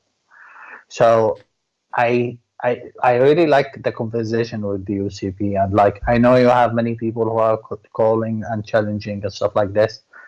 I want to come down to a point where like I can tell my brother, okay, answer to this 1, 2, 3, and he can't answer because I want him out of this bubble he's living in. Well, you know, if you want, you can ask your brother to join you in a conversation with me, and I will speak to him very nice. You know? Well, CP, the problem is, you know, there are a lot of people who poison the well, and they say this person is not educated. Listen. Yeah. If he says not educated, he said, okay, so then you will laugh at him. You know, we will laugh at him if he is not educated. No problem. Let us laugh at him. Because you're not educated, people will laugh at him anyway, you know? So let us laugh at the Christian Prince, let us call him and see. So we will, and then we will find out who is educated, who is not. So, you know, because this is the best way to understand, you know, like in order to see what is a disease, you have to bring the patient to the doctor, because every individual is different, by the way. Every human being is different. And we are different in everything, including how we think. Like, you know, even a person who is a Muslim, you know, you ask him a question, the same question about Islam, he will give you a different answer from other Muslim, because he thinks differently, unless he is reading something copy-paste. So why you are a Muslim? Okay, when Muhammad, he said in the Quran that there is a king, his name is Solomon, and this guy, he died, and nobody noticed that he is dead, and according to the stories, he was dead for a year, and nobody noticed that he is dead until the worms ate his stick. How in the world that can be explained? I mean, how stupid it is. He will tell you it's a miracle. I listened to your previous No, because this is not a miracle. You see, this is not a miracle, because I can say, okay, God can make you stand for a year, no problem, but nobody notice. So if God don't want you to notice, he do not need to make him dead anyway. You know what I mean? Well, he wanted the jinn, like the angels or whatever, for the people who are listening who don't know what jinn is, it's like ghosts, basically. No, the jinn, they are not. Jinn are they have physical body. They just can't go through things, but they are physically exist, and even they can have sex with Muslim women or Muslim men. So jinn are not really spirit. Aren't they invisible? Yeah, this is the only explanation why we cannot see them, just to cover the stupid lie, you know. I mean, why we cannot see them? Because simply they are invisible. But at the same time, they have a penis and they have a vagina and they can have sex with Muslims. So how they are invisible, but in the same time, they have a physical body? At the same time, they eat bones and they eat meat and all the garbage. So I thought that they can embody people, but whatever. no, even Muhammad, he said, well, if you don't say a prayer before you have sex with your wife, Shaitan, he will round himself around the man's private part, and he will be doing the wife with the husband, and then the children will be the children of the Shaitan. So tons of a stupid story. It does not make sense. This thing is just like obnoxious. Yeah. You know, like, So, I wish I know these hadith when I was in my circle. But yeah. back to the point, I think he would say that God wanted the genie to think he's alive or something along these lines, so they'd finish building the mosque. If you believe in something stupid, you know, you can believe in it. Why not? I mean, if you decide to believe in it, but doesn't make you smart and doesn't make it true. I understand. You know, but I think you know better than me that, like, child indoctrination, like I you know, when you said that atheists come to the church and make fun of people, I would never do something like this, because I think everyone is smart. Like, there are smart Christians, there are smart Muslims, but unfortunately, like, everyone could believe stuff like this. When they are young, they get, like, indoctrinated by it, right? So the other day I was talking to him. I told him, like, how come that I think it's Yunus. I think it's Jonah in English. Yeah. He got eaten by the whale, and, like, he lived there for 3 days. And he told me, well, in the Quran, it doesn't say he ate him. He said he caught him with his mouth. Okay. The word in Arabic, it's iltaqamahu. So I told him, like, and I really, like, I wasn't trying to make fun of him, but, like, I burst into laughter because I told him, like, what was he doing in his mouth 3 days? Like, there was like a 3 rooms and a bed and the bathroom, like, inside, you know, like, he had his bed and, like, sleeping inside. Like, that doesn't make any sense. But, like, when you are a Muslim, you are raised to believe that God is the ultimate truth, and, like, these comes down as technicalities, and, like, you wouldn't really, unfortunately, I know, like, from the outside, it's obvious that it's obnoxious. Yeah, but you see, it's not the story. Like, the story exists in the Bible, and speaking about the like Jonah, or like, which sound like he was dead inside the whale, and God resurrected him, because he said, "You resurrected me. You brought me back to life." So, in Islamic stories, Muhammad always he copies stories from other books. Sometimes it's from the gospel, sometimes it's from the Torah, and sometimes from books of tradition, which is, can be stupid, like the story of the ant and, Solomon. But anyway, we spoke before about miracle. He can say to you it's a miracle, and I can say it's a miracle. I believe that God can resurrect people from death. All of this can be proven and cannot, let us say, cannot be proved. I mean, if I was there, maybe I can say, okay, I will prove it to you, but I wasn't there. However, God cannot be stupid. We have to agree on that. So when we have a God, he is stupid, that God cannot be God. And this is always fit with the God of Islam. He is so stupid. See, I think it's obnoxious. Human can be stupid, but God cannot be stupid. God and stupid doesn't make sense. It's a stupid idea to believe in God is stupid. So when we prove that Allah is stupid, then we just prove that Islam is a fraud. So I do not need really to go and discuss something no one can prove or disapprove. Like, okay, Allah, he created the earth first. Okay, science says no, the earth is not first. No problem. But this is a scientist is making a study, and it's, for me, it's at the end of the day, is a theory. So okay, maybe Allah is right, maybe the scientist is wrong. However, still the God who says stupid things, as an example, who do not remember which one he created first, he cannot be God. So when, like in chapter 41 and chapter 79 and chapter 2, one chapter says that Allah created the stars before the earth, and the other one says Allah created the mountains before the stars. How God, he don't remember how and what he created first? That is a stupid God. Here it's so clear. You do not need to be genius. You do not need to be scientist. We do not need to do chemical laboratory testing. You know what I mean? Yeah, today I was listening to someone who was talking about Surah Al-Kahf, Al-Kahf chapter, which means Al-Cave. There is something funny about this chapter when he talks about, and if I can understand correctly, it's something that was copied from, I think it's a Christian story.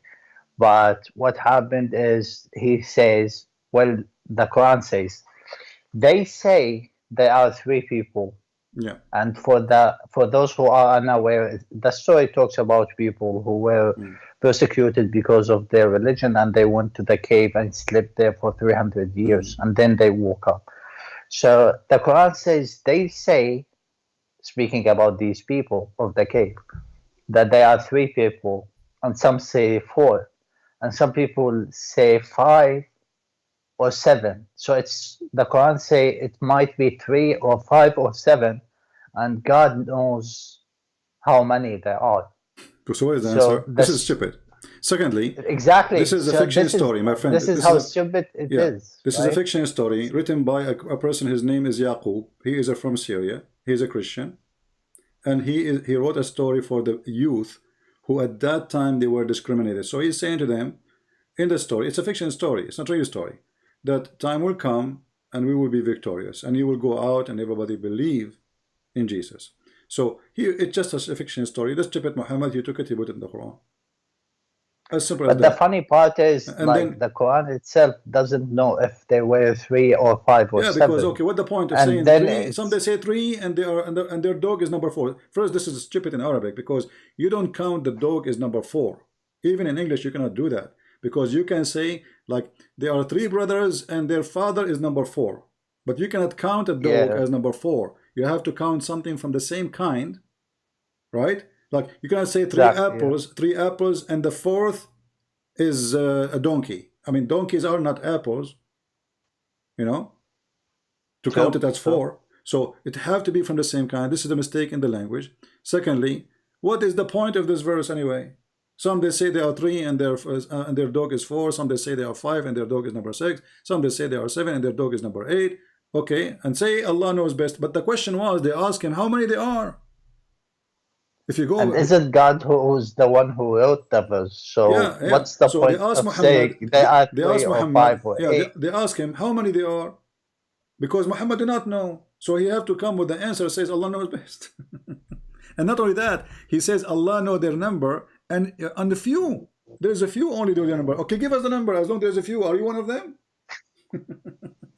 So my friend, thank you for Yeah. calling. There's some Muslims. Thank you so much, CP. Yeah. I wish you the best. Actually, I would love to call again sometime in the future. I would love to clarify some things about science, like have a discussion like this. I want you to invite maybe your in brother. the future. I want you to invite your brother, and Yeah, he's welcome. yeah. We want to make that happen first. All right. Take care, my friend. Thank you. Okay, thank you, CP. Have a good night. Bye-bye. All right.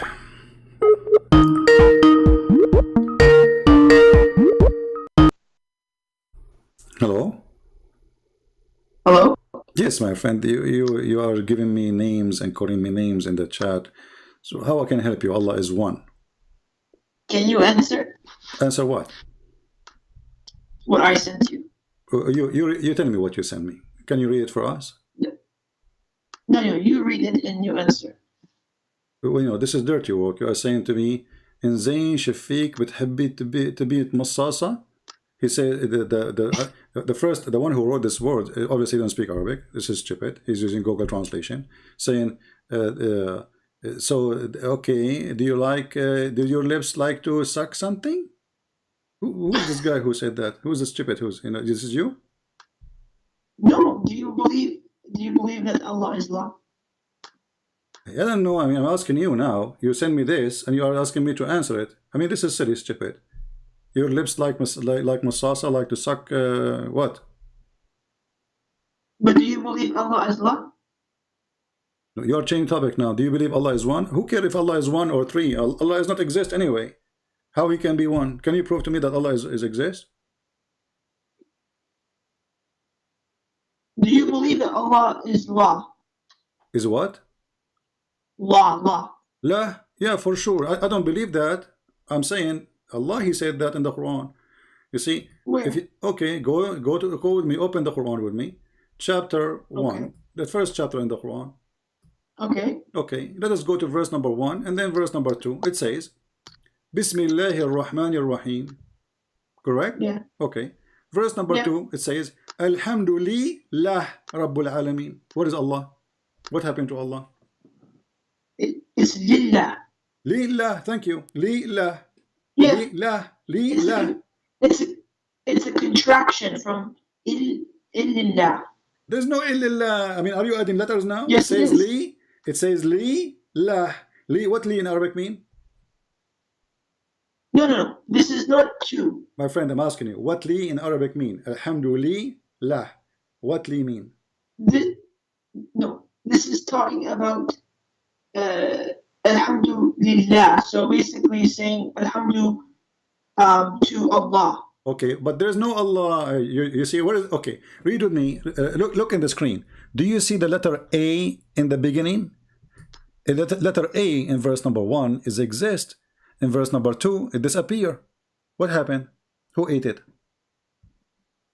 No, this is a contraction. So do you know what contraction? You don't change the name, my friend. You don't add things to the names. You don't take things from the name. So the name of Muhammad is not Hamad, is Muhammad. So can we take letters? We cannot. So is the letter A is part of the name of Allah? Do you know Abu al-Aswad al-Du'ali? My friend, this guy is even not an Arab. So are you saying that the Arab guy is the one who correct your Quran and correct your religion? This guy is a Persian. I'm asking you. I know who is he, but what does have my my question? I'm asking you now. Does it in front of us? Does it in front of us show that the first word here have A, and this is the A, and the second one does not have A? What happened? Okay, so the alba made with the last letter of bism with kasra, it sounded Bismillah. So let's go back to, for example, Abdullah. The word becomes different because you add the kasra. If you say like Muhammad ibn Abdullah, because like it's accepted grammatically. So Allah is simply. We are not talking about kasra. Yeah. First, kasra and dhamma is not exist in Arabic. This is something additional. Secondly, do you know that those letters is just those movement is a letter, which means when you say wa or dhamma, you are just deleting a letter, taking away a letter. So in order not to add a letter, you take it off, the same as the shadda. So like as an example, when you say ar-Rahman, it is not one ra, it is two ra. So we add shadda. So we save one ra out of the word to make it one ra. So we don't write two ra. So, but this is not the question now. Why But in this the is the same first? thing. No, it's not the same thing, because if Allah is a name, you cannot take from the name anything. You cannot take Okay, then letters. show me. You cannot add Show letters. me one. Let me show ask me you. one Let me Muslim. ask you. Show me one Muslim. Is the Masih al-Masih? Can we Yes. take letters from it? And if we can, which Show letters me we can one- take? Show me one Muslim who worship Allah. Because you Muslim, you are reciting, you don't know what you are reading. Okay, if I ask you what Allah mean, go ahead, tell me. Allah is God. But it's another question. I'm asking you what the word Allah mean. Is it a name or a word mean God? It is a name. Okay, every name have a meaning. What the meaning? It means God. You just said to me it's name. It's not the word. So what's wrong with you? If it is a word mean God, that's mean we say God. We don't need to say Allah. You Muslim, when you say Shahada, you say there's no God but Allah. You don't say there's no Allah but Allah. So obviously Allah is a name for you. Okay, so what the name mean you do not know. What Israel mean you do not know. Who is Israel you do not know. What Jibril mean you do not know. What Mikael mean you do not know. So you Muslims, you steal names from other religions and you put them in your word and you read them, but you do not know what they mean. And this is exactly what happened to you when we speak about Allah. Who is Allah? You say God. What Allah mean you do not know. Okay, but listen. You still can't find me a single Muslim who said Allah is God. My friend, I don't care if a single Muslim he say or he don't. That is because of your ignorance. As an example, I can find you a single Muslim, you know, who say that the father of Abraham is Azar. Is that true or not? The father of Abraham is Azar? Yeah, the only single Muslim he believe in that. Is that true or this is a mistake? This guy is mistaken. No, it's Azar. Okay, what Azar mean? Why does that matter? It matter because you see when What? okay, names are given for a reason, so it does matter. So why it's matter to your prophet to tell you how many times you shake your private parts? So those are more important questions. What Jibril mean? Which one is more important? Shaking your private part how many times, or knowing what Jibril mean? What Jibril mean? Okay, I'll tell you. So I'll tell you what Masih means. What Masih mean? Go ahead. So Masih comes from the Arab word Masih, which means wipe. Which mean And what? he- Wipe? Wipe. Okay. He wipes away all the disbelief of those before him. You wipe what? You wipe what? All the disbelief, kufr. So the Messiah will wipe all the kuffar. Yes. Okay, and that is coming from the Arabic word masah. Yes. But what about masah mean many things. It can be, you know, like he put his hand over somebody's head, he make him heal, or his eyes. Is that masah Yes, too? all that too. Okay. Yes. Okay, but if I ask you, where do you get this answer from? From scholars. Where we can find it? It's from the scholars' books. According to what I know, the scholar they say that the Messiah, he was called Al-Masih because he have a flat feet. No.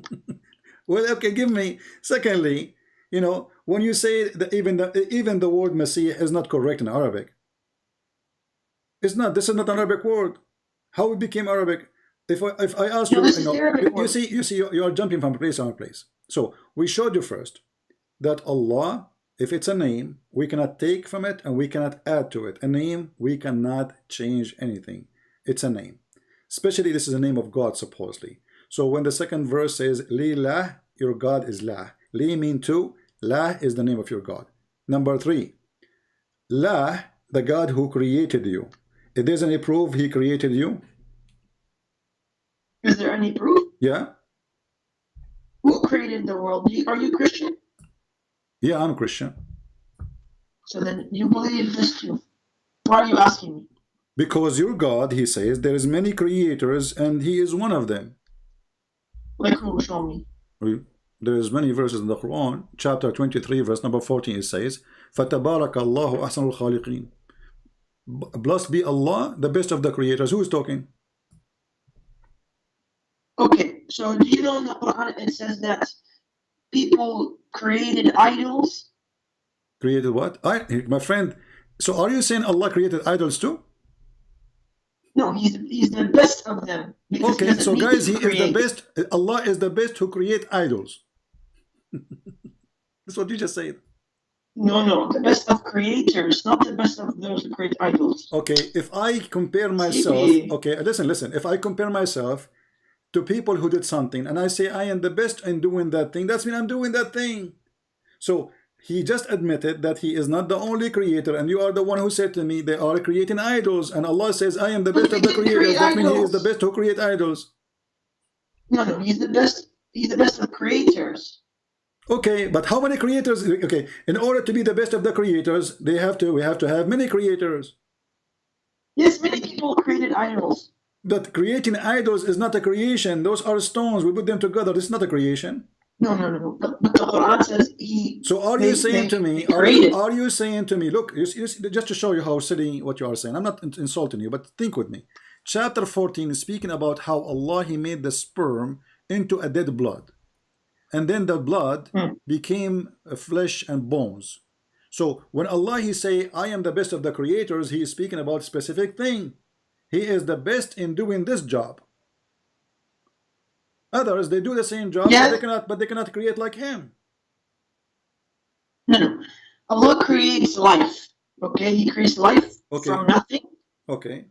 Everyone else they create from something like rocks or things like that. Just to show you again that you are desperate trying to find an answer, the Quran get you busted, because the Quran says that if somebody can create a fly, why you worship somebody? He can't even create a fly, correct? Say that again? Why you worship somebody, he cannot even create a fly? Yes. Okay. So if I can create a fly based on this verse, I can be God, correct? But you can't. But I cannot. But if I can, that means I am God. No, it means you were given the power by God. Okay, but that means make me creator. Let us say God, He gave me power to create. That means I am a creator, correct? Yes. Okay. So, but your God saying, how you worship someone who cannot even create a fly? Jesus in the Quran, He created from the mud the bird, and then He breathed into that mud. He made him like a shape of a bird, and then He breathed into it, and then the bird became alive. Huh? Allah. Okay, this is what the Quran claiming, but we will go with that, no problem. So Allah gave a permission to Jesus to be additional creator? No, it doesn't say He created. No, it says that. Let us read the verse together. Do you know how to read Arabic? Which chapter? Which verse? There's many verses. Which one you like to read? Are you which one? Okay, hold on. Are you saying to me you never heard this before? No, I did. I just forgot where it is. Oh, okay. But before we go to the chapter, I want to make it clear. Did Jesus, if we prove that Jesus, He is the one who created, and the Quran says, at least let them create for you a fly. If they create a fly, worship them. So if we prove that Jesus, He created from the mud, and He says, I create, He did not say, Allah He create. He says, I create. He created what? He created what? He created from the mud a shape of a bird. The shape of and a bird. He and yes, he, and I can do that. Okay, so I design out for you, as it were, a figure of a bird, and I breathe into it, and it become a bird by Allah leave. That's what the Quran is saying. Yes. Okay. He created. He so created who is the the one? shape of a Who bird. is the one is breathing inside the mud? No, but it wasn't. No, He breathed, but Allah did it. No. So Jesus He breathed, but Allah He did. Is Allah is inside Jesus? No. He breathed, and Allah did it. My friend, He breathed. What do you mean he Yes, did he it? breathed. Who did the breathing? No. Who is the one who did the breathing? This is Jesus right here. Okay, so Jesus is the one who did the breathing. And what happened when the breathing happened? Life is given. So life Allah is made given. it. Allah made it. Okay, hold on. It says, but bi'idhnillah, which means Allah, He approved that. But the one who breathed is Jesus. Yes. Okay. Yes, it was Jesus. Okay, when Allah He created Adam, who breathed inside But Jesus Adam? didn't Hold create on, it. my friend, hold on. When Allah created Adam, who breathed inside Adam? Allah. Okay, that's mean the breathing is giving life, correct? No. So Allah, when He breathed into Adam, He was giving him a French kiss, not giving him life. No. What Allah did is He took clay, Yeah. He molded it, Mm-hmm. He breathed into it, and He said, "Be." The kalima be. Okay, hold on. Can you show me the And word? then it was. Hold on. If you can show me in that verse when He breathed into him, if you can show me, He said to him, "Be." After that, I'm going to shave my 25-foot beard. Can you show it to me? Yes. Okay, go ahead. He created Jesus just in the same fashion Okay, as Adam. no, He said to him, my "Be," friend, and he was. don't change the topic. Show me where Allah, when He made the mud, and He shaped him as a man, He said to him at the end, "Be," and he was. Yes, it was in the verse I just showed you. Which verse? Let me see. You showed me nothing.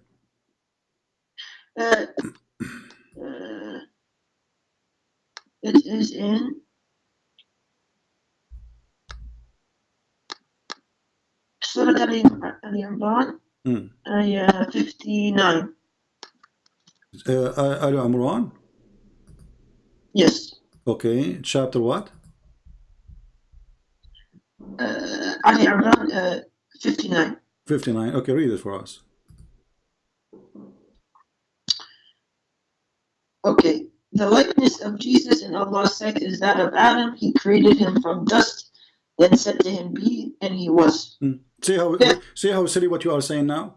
I said to you, in the verse where Allah He says, "I created Adam, I did this, I did that," and then Adam he came alive. It doesn't say He said be. Here He's saying something different. He is proving Himself to be false, because when Allah created Adam and when Allah created Isa, we can read the verses together. There's no be. Let us go read together. Here we go. This is your Quran, and we are not making, adding things up. It's in front of you. Let us go there. All right. It says, وَإِذَا قَالَ رَبُّكَ لِلْمَلَائِكَةِ إِنِّي خَالِقٌ بَشَرٌ مِّن صِلْصَالٍ. When Allah He said to the angels, "I'm going to create a man, or a human being from sounding clay," and then, so when I fashioned him completely and breathed into him the soul, I created him. Yes. Okay, what is B?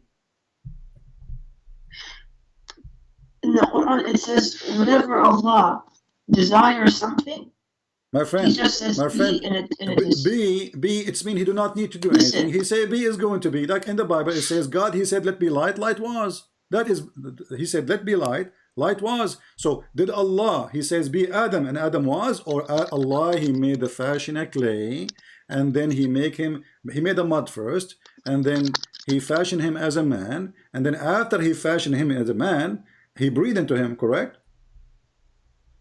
Yes. Okay, so there was a stages. So the lie in the Quran about Allah, He said be and He was, it's a stupid lie, because Allah did not create neither Adam, neither Jesus by saying be. The same story in Maryam. Allah, He breathed into her vagina, and then Mary, she got a pregnant, and then Hold on. we have Jesus. Hold on. Go to Surah Al-Baqarah, ayah 117. Baqarah, the cow chapter, yeah? Yes, I like ayah the cow chapter. 117. The cow chapter is the best for me. I like it, yeah. So the cow chapter 117. You said 117? Yes. Okay, read it for us. Yes. Go ahead. Originator of the heavens and the earth, whenever he decrees a thing, he says to it be and it becomes. This is exactly what I'm saying. Okay, chapter 1, chapter 2, verse 117. Okay. I want everybody to be my witness. The originator of the heaven and the earth, when he decree a matter, he only see to it be, and it is. Give me an example. You gave me example, Isa and Adam, correct? But Yes. when we go to Adam's story, we find that Allah, he made first mud, which means he mixed dust with water. Then he fashioned Adam as a human being, as an idol, statues. And then he breathed into him, and then Adam came to exist.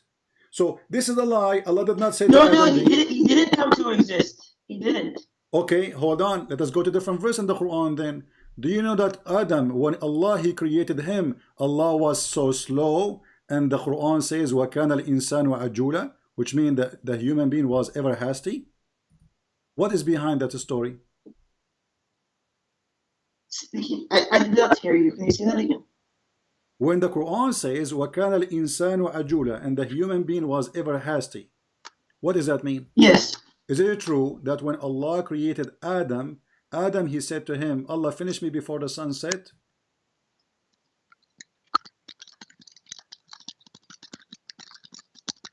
Which verse is it? My friend, chapter 17, verse number 11. Chapter 17, verse 11? Mm-hmm.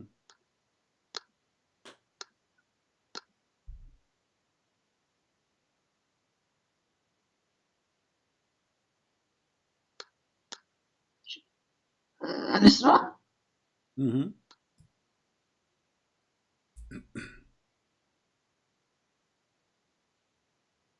Okay.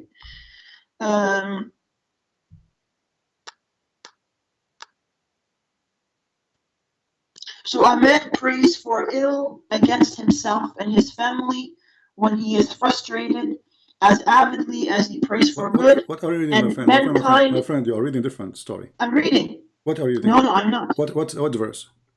I'm reading. What verse are you reading?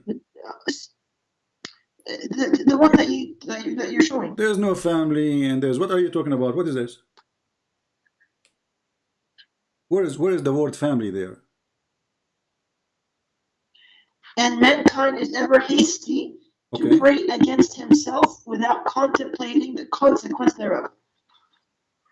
Which is now in the Quran. Yes. Okay, what does that mean? What does this verse mean? This is not about Adam creating. This is not about Allah creating Adam. Okay, what about we go and read the interpretation? I'm on the interpretation. I'm on Tafsir al-Jalalain. Oh, you are in Tafsir al-Jalalain. Oh, okay. Well, we can go to Tafsir al-Jalalain. What about Ibn Kathir? What do you think about Ibn Kathir? Okay, Ibn Kathir, he's a respected scholar, but we don't accept everything from him. Okay, so do you accept al-Jalalain? In this part, yes. Oh, no. So are you being a hypocrite? You accept when you want, you reject when you want? I'm asking you. Be honest with me. Because, I'm asking you, my friend. Do you accept al-Jalalain? Do you accept al-Jalalain? Or you don't? Very simple. Okay. Okay. Do you want to see Tafsir Ibn Abbas? No, my friend. Don't change. Focus with me. You choose a Jalalain and you said you don't accept everyone. Okay. So do you accept a Jalalain? Yes. Okay. So you will not say later a Jalalain is stupid. You promise me. Everyone can make mistakes. We have to look at all the scholars. So now if a Jalalain he said something stupid, you will say this is I don't accept, correct? No, they don't say stupid things. That's, you can't say that. But you just say it. You have to look at the entirety. Okay. You have to look at the entirety of the scholars. You are saying to me that a human being is given permission to give interpretation for the Quran, but he gave a wrong interpretation for the Quran? No, it's not wrong interpretation. It's just one interpretation. So what interpretation is the correct for you? It's whatever their ijma' on. Okay. So if there is anyone oppose the interpretation of this verse of Ibn Kathir? They don't need to. What do you mean need to? I mean, Because you said okay. You said the opinion. Okay, I'm asking you now. So when Ibn Kathir he give us the explanation, is he lying? No, he's not lying. He's just giving one interpretation. Okay, what about the other one interpretation? Why the other ones they don't say Ibn Kathir here is lying? This is wrong. They don't disagree with him. They just have less information. Ibn Kathir he give you details. So what's wrong with that? Okay, let's see. Fine, let's see Ibn Kathir. Let's see it. All right, let us go to Ibn Kathir and we will read together. I will open it in English so you can read. I don't know if you speak Arabic or not. I'm assuming you don't. So let us go to Ibn Kathir and we go to verse number 11. And this is Ibn Kathir. That's put in the screen. I don't know if you can see my screen or not. This is Ibn Kathir. It says here, وَكَانَ الْإِنسَانُ عَجُولًا. Salman al-Farisi, and this is hadith. This is the companion of the Muhammad, not somebody from the, he said, he mentioned the story of Adam when he wanted to get up. His soul reached his feet, and when his soul was breathed into him, it entered his body from head downward. When it reached his brain, he sneezed. He said, Alhamdulillah. And then Allah said, may your Lord have mercy on you, O Adam. Then when it reached his eyes, this is his soul, he opened them, and when it reached his body and limbs, he started to stare at them in wonder. And he wanted to get up before it reached his feet, but he could not. He says, O Lord, make it happen before night come. What say you about this? Okay. So did you read in the beginning? It Your says voice, my friend, is not too loud. If you can speak louder, please. Can you hear me now? Okay. Yeah, get closer to the microphone. Okay. So in the beginning, it says Salman al-Farisi. Okay, is he a liar? Is Salman al-Farisi a liar? I didn't say he is, but okay. No, Is Salman al-Farisi a liar? No, I said, did he say something accurate? I don't know. Okay, let me ask you. Did Allah did Allah created Adam in certain time? Like here it says before the sun set. Did Allah create him really at that time, like before the sun set? So when did God create Adam in the Bible? They don't change the topic. I'm asking you, did Allah created Adam before the sun set? Or he created him at daytime or nighttime? Why does that matter? Well, because if Allah he say be and it was, then there's no need for time. But Allah took him a lot of time. Allah, like my friend, no. But, when I say be, the word be is a power to create things, or just a word I say? No, it's a power. Okay. But did Allah say? Power, Did Allah say let be mountain, and mountain was? Yes. Okay. Did Allah say be earth, and the earth was? Yes. Did Allah say let be tree, and tree was? Yes. Okay, let's go to the hadith and everybody will be laughing at you now. This is your prophet saying the following. Allah created the dust in Saturday. He spent the whole day making only dirt. What say you? Which hadith is this?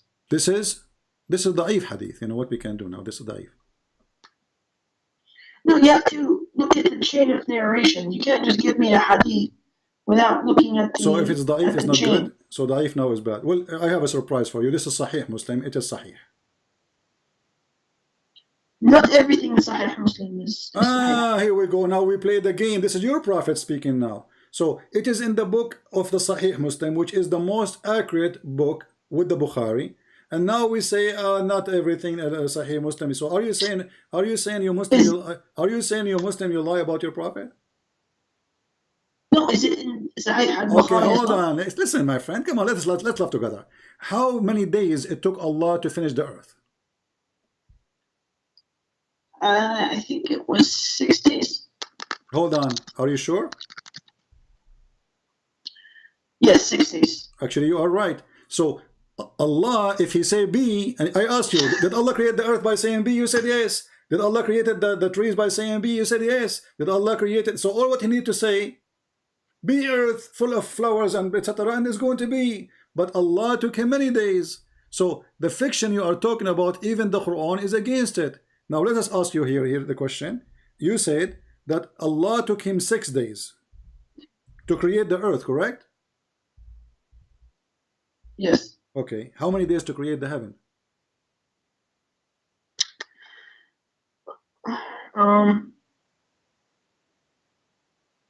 So Allah created them in 6 days. The earth and the heaven in 6 days? Or only the earth in 6 days?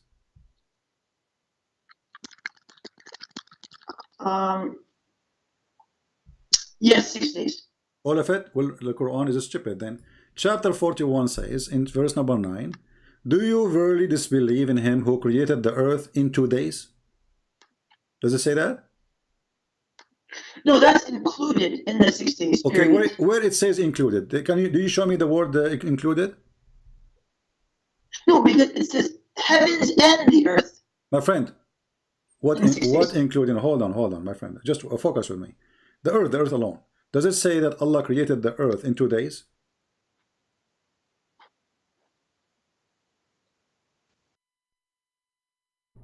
He hang up.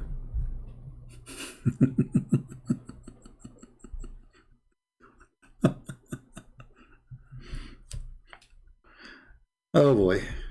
Happy ending.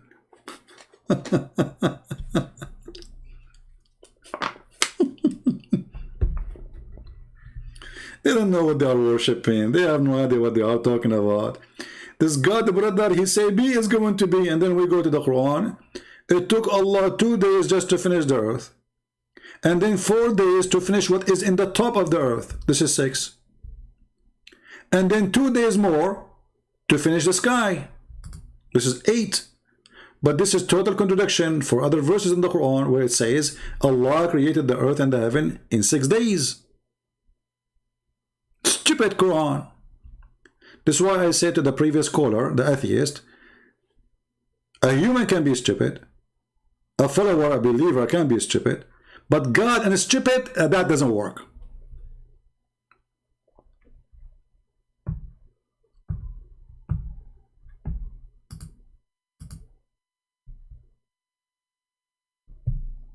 Do we agree? Actually, all of us, we can maybe sometimes do stupid things, you know? A human being, we do stupid things. Stupid decisions, stupid, etc. Human being do that. Not even one of us don't do sometimes stupid things. Let us see, we have a friend, a Muslim here. Mr. Habib.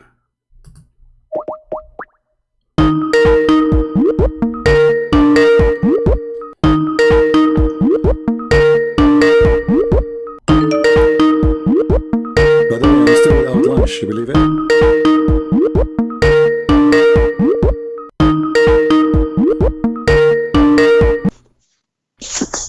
Hello? It's your daddy. Gonna hang up again? Just a stupid idiot. Low class person. You don't even respect yourself. Idiot. Let's see. A person saying to me, CP, did you get the videos of Muslim performing miracle like a Christian in Nigeria? My friend, if Muhammad could not do miracle, the Muslim, they can do miracle. And that's a joke. And actually, this is against Islam. Because the one who make miracles is only prophet of God in Islam. So those are scammers, and you know, in Nigeria, there's even the Christian who claim to be Christian, they are scammers too. I believe most of this religious, you know, activities in Africa, there's tons of scams from people who claim to be Christian and people who claim to be Muslims. It's a big business. So don't waste your time with that.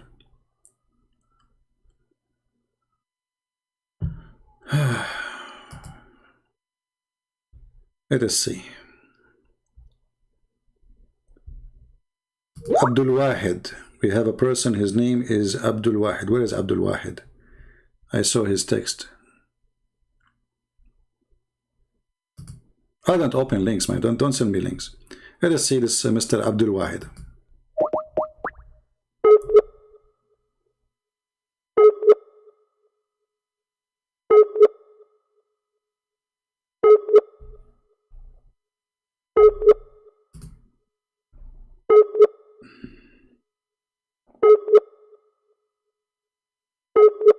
Abdul Wahid, his internet is not working.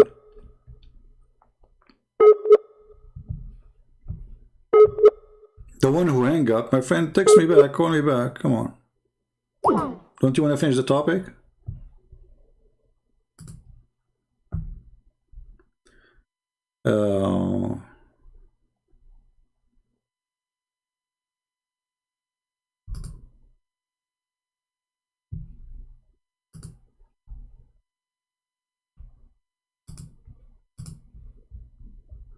Let us see.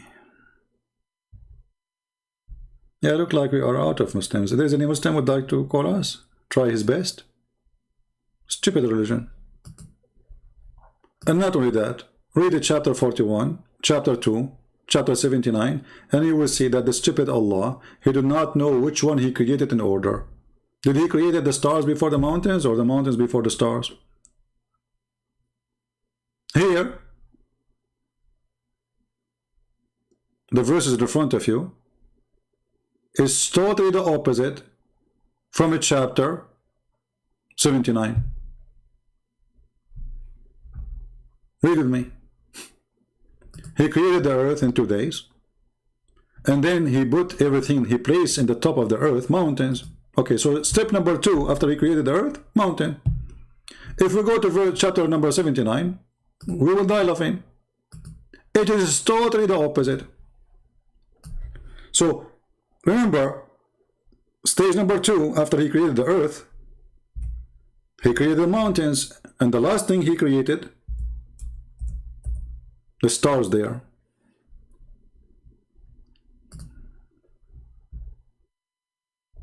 You see it? This is the mountains, and then he turned to the sky and he created the lamps. The sky was a smoke. Ibn Kathir, he says the smoke because Allah was working in the earth. So this is a smoke, it means nothing. There's no sky. The smoke is coming from the earth. Allah is cooking. So the sky was a smoke, and this is smoke coming from the earth. And Allah then he finished the sky in 2 days, and he made the lamps. So the last thing Allah he did is the lamps. I mean, very simple. We do not need to be genius to find out. We go to a different verse.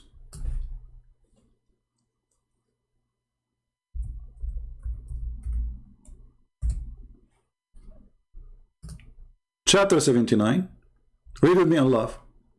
Which one is harder to create, you or the heaven? Okay. He raised the heaven. Okay. He put it in order. Wonderful. And then he made the day and the night. Okay, that's mean the stars, the sun. And after that, he made the earth flat. And after that, he put water. And after that, he put the mountains. So in this chapter, the last thing Allah he did, it was the mountains. The sky is finished. The stars is finished. After he finished finishing the sky, he went to the earth. In the other chapter is totally the opposite. This is what happened when your God is Abdul. He don't remember which one he finished first. What a potato God. Let us see this guy.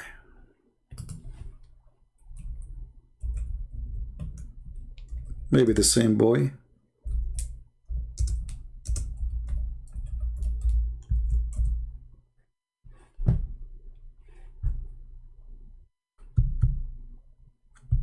Very easy. You do not have to be genius. I mean, which one created first? The mountains or the stars? It's very easy. But when your God is Abdul, what do you expect? Abdulism. Abdulism in, Abdulism out. You put Abdul's Allah inside the rice cook, you cook him. Do you think you will get rice? No. Still you will get Abdulism. Stupidity. Because you put garbage in, garbage out. You can't recycle Allah.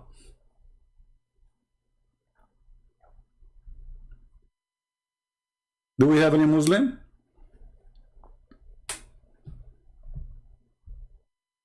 Are we out of them?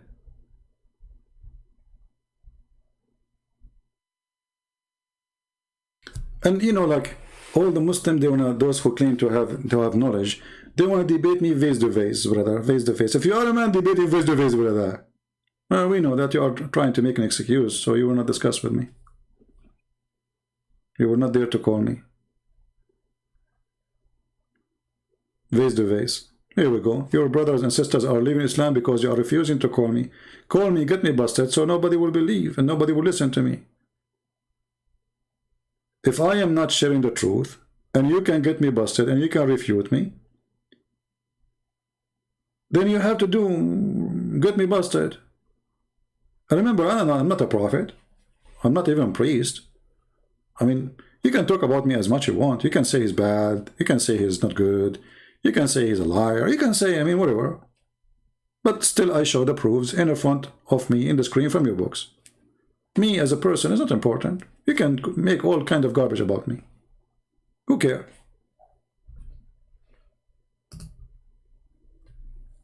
Right? And how come all those Muslims are so good the second you are an American or Canadian, blue eyes, or ignorant in Islam, they will line up to call you?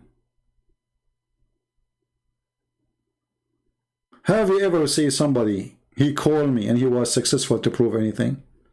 The only one is successful, by the way, is Ultimate Fort. He want to teach me grammar in Arabic, but he don't speak Arabic. Genius. I said to him, how do you understand the Quran? I said, what translation you read? He said, I do not need to read translation. I said, do you know Arabic? He said, I do not need to know Arabic to understand. Like, what the heck?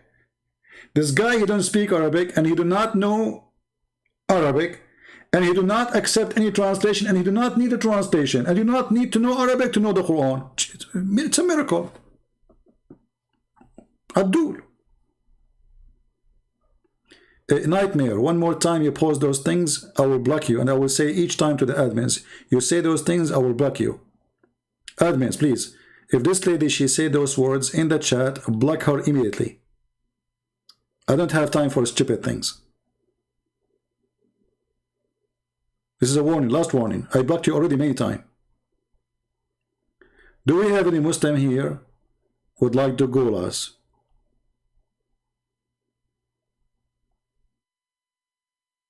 Anyone?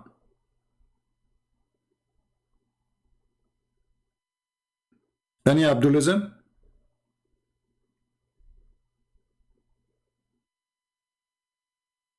And you know, Christian Prince is so scared, I mean, to the point he is like begging for somebody to call him. He's so scared to the point he said, like, where is the Muslim to call me? You see how terrified I am? I don't know who's going to call me. Maybe Allah will call me now. Or Jibreel. Do you think I can debate Jibreel? Muhammad, he saw Jibreel. By the way, Muhammad, he had a very strong vision. He saw Jibreel right away. He found out that he have 600 wings. You know what? If I put a chicken inside in front of you, I mean, if the angel who was sitting there for like 10 hours not moving, okay, he was able to count 600 wings. But Muhammad, he saw him for a blink. How he got the 600? Do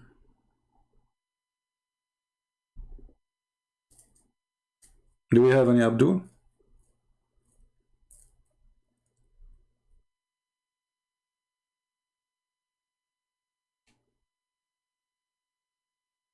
Anyone? Mayday, Mayday. You know, sometimes I feel like a homeless man. Honestly.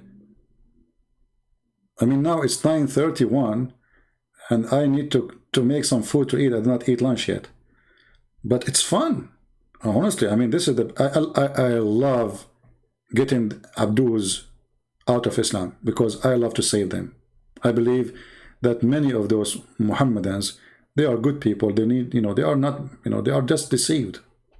It's more important than food, even though, like, I don't know, you can hear my stomach is singing songs. Like, my stomach now saying, Alhamdulillah. Like, when Allah created Adam, he sneezed, and then Adam, he says, Alhamdulillah. Like, what the heck? This guy is born, he speaks Arabic?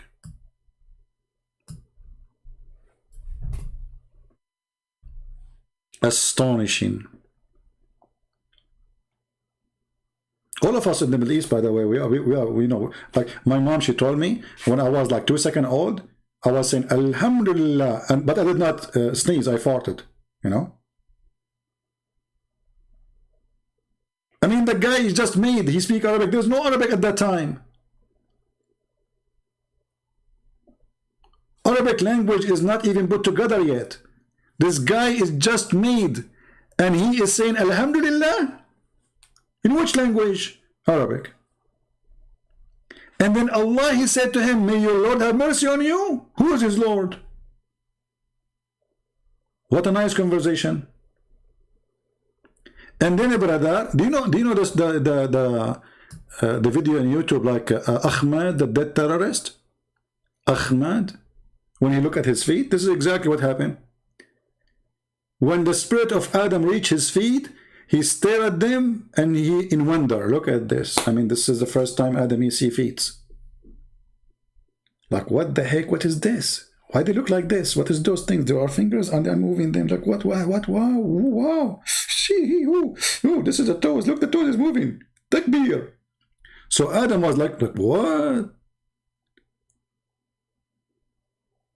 And then Adam, he wanted to stand up. Like, Adam, oh, come on, Adam. You're stupid, Adam. Just wait. What if you broke your leg now? You're not done yet. And the guy, he said to me, Allah, he said to him, be, and he was.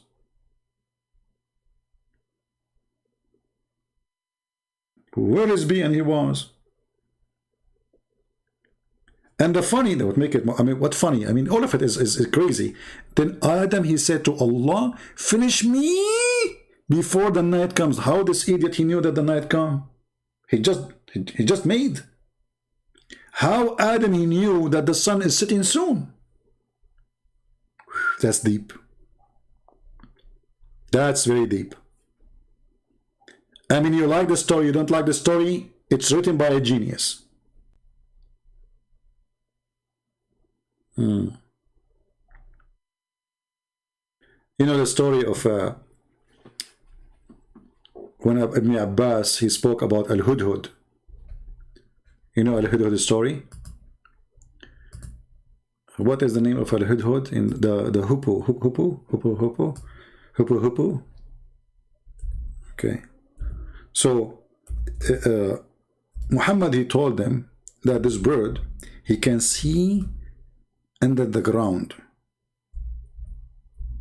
Okay. And Ibn Abbas, he is just saying what his prophet said to him.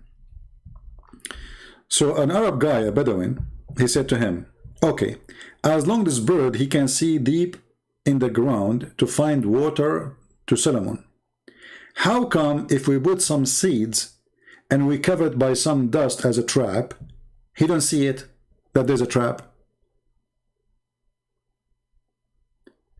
Ibn Abbas, he said to him, don't force me to ask Allah to curse you. And then the guy, he said, he got scared. He said, okay, I will never say that again.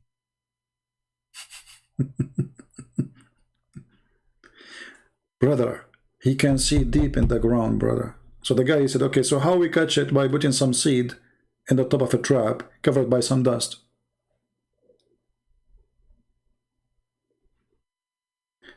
And this is the Hudhud, he is a general in the army of Sulaiman. And Sulaiman, he says, he inspected his birds. Look at this king, man. This king is really serious. He have an army of a chicken, army of birds, army of crab, army of donkeys, horses, all animals. It's a cartoon. So, like here the story is saying to us in verse number 17, and there were gathered before Sulaiman his host of jinn and man and bird. So what his army is? genie in the ball, men, and birds.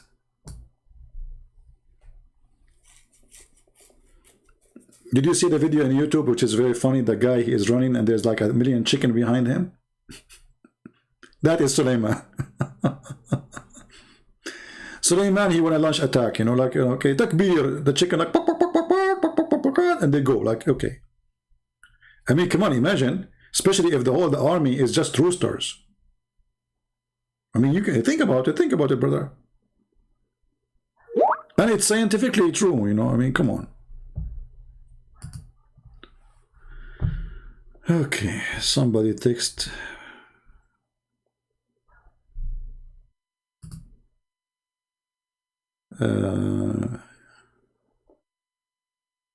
My friend, don't text me to tell me about ultimate fort. I will block you. You want to do that? Text in the chat. Don't text me in Skype, guys. I have a Skype only to talk to Muslims. No, this is not fairy tale story. This is a true story. I was there. Look, I will tell you this is a true story now. Honestly, I swear by Allah. My grandfather, which is not the grandfather, like next the grandfather, the one before the grandfather. I mean, you get the point. When he was walking in the valley of the ant, you know, like there's the Banana Republic. In case you do not know where it is, I can tell you. Next to it in the border, there's the Republic of Ants. The Valley of Ants, there's nothing there except ants. I mean, you cannot live with them. They will attack you, my friend. Army. Billions of ants. They will eat you alive. So, when he arrived to the Valley of the Ants, Dr. Sulaiman, he decided to go vacation for the Valley of the Ants. Like, hey guys, where do you want to go today? You know? Should we go for hunting? Yeah, Prophet, where do we go? Let us go and hunt ants in the Valley of Ants. Let us explore the Valley of Ants. They have palaces there. So he went to the Valley of the Ants, and then one of the ants, look, man, this guy, he have ears. Like, you see, if you go now to shop for like a headset, they say to you, noise cancelling. That exists in the Quran. Allah, he made Sulaiman do noise cancelling for all the other ants, because all of them, they are talking. Only one ant, he can hear her. Look at this. It's like, you know, phone call, like ta-da-dum, ta-da-dum. So one of the ants said, oh ants, look at this. She did not say, oh sisters. She did not say, oh brothers. She did not say, hey, why the ant? She said, oh, ants. I mean, is she supposed to talk to the chicken? I mean, if there's other than ants, they understand what she's saying? Let it go. I mean, come on. So, the one of the ants, she said, oh, hold on. Does it say she said? Hey, Muslim, ants don't talk. He will say to you, oh no, they communicate. I agree, they communicate, but they don't talk. It says qalat, which means she said something from her lips. And then Sulaiman, he heard her. You see it? So Sulaiman, when he heard the ant saying, go inside your dwelling, otherwise Solomon will crush you. And by the way, the Muslim, they have articles about this verse here. They say, the ant who guard the colony, they are females. How the Quran knew that? Abdul, in Arabic, we call all those insects female. We don't have word male ant, idiot. So a singular ant, we call it ant. Doesn't matter. By the way, I never look at the balls of the ants. Zubab, Zubaba. Nahl, Nahla. Naml, Namla. Idiot. They are all females. They are desperate to find a miracle. So when Sulaiman, brother, he heard her speech, what is killing me, that the Quran, like he did not say the Sulaiman, he know what she said. No, her speech. She made a speech. So the end, she stood. She took the microphone. And she took, the stage. And she said, you know the thing?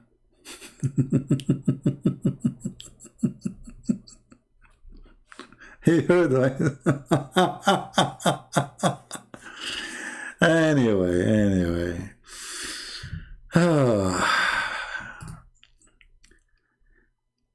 A human can be stupid, but God is stupid too. That is beyond stupidity.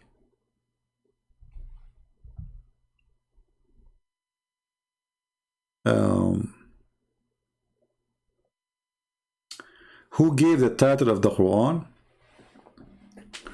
Well, the Muslims, all those titles you see is a fabrication. Like here, you see, the chapter of the ants. Did Muhammad call it the chapter of the ant? No.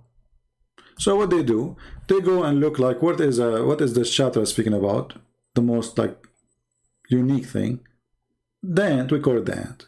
The cow, we call it. Speaking about the cow, we call it the cow. It is silly. Quran, first, is not an Arabic word, and it's a wrong word for the book of the Muslims. This is an Aramaic word which means qarra wa ra'a. Qarra mean he say what he saw. Ra'a mean he saw. Qarra, he say. But Muhammad, he did not see to say. According to the Muslims, Muhammad, he received revelation by Jibreel, who he said things to him. He did not give him a book to see so he can read. This is why the word qira'ah is coming from reading, or it's mean reading. Because you say what you saw. The book in front of you, you say with your eyes what you saw, and this is Aramaic. Actually, all the Arabic is coming from the Aramaic. Arabic is not a language by itself. Arabic is just a collection of languages, but we can say maybe more than 85% or even to 90% is Aramaic.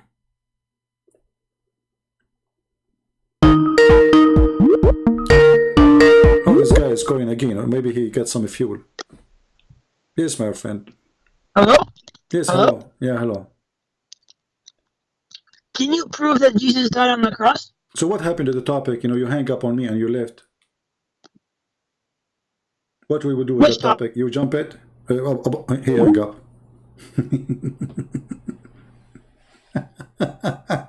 He don't want to talk about it.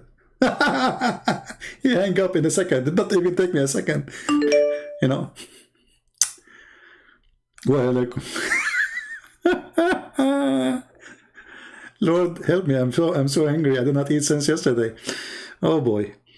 Look, what topic? Look, Adam. The creators.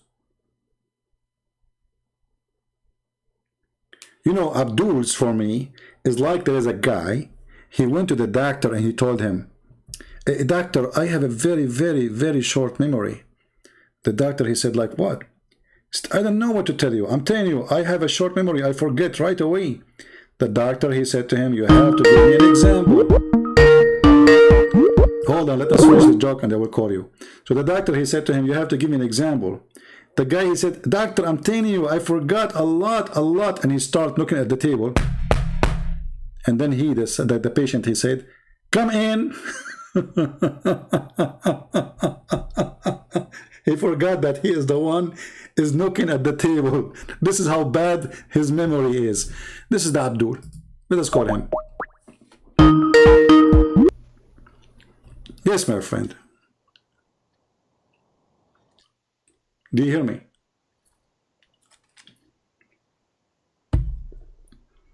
Hello? Hello? Hello Beirut من فضلك. Are you there? Oh boy. This guy, he took a nap on me.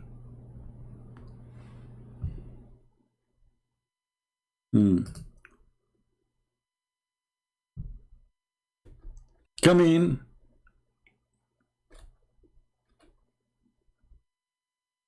Do we have any smart Muslim? He want to give us a try? Smart Muslims are wanted, needed. I mean, I understand you have a very short memory. That's why your prophet, he received 7 Quran. You forgot what he said yesterday.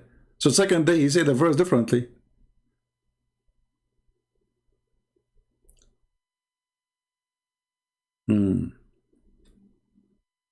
Anyone?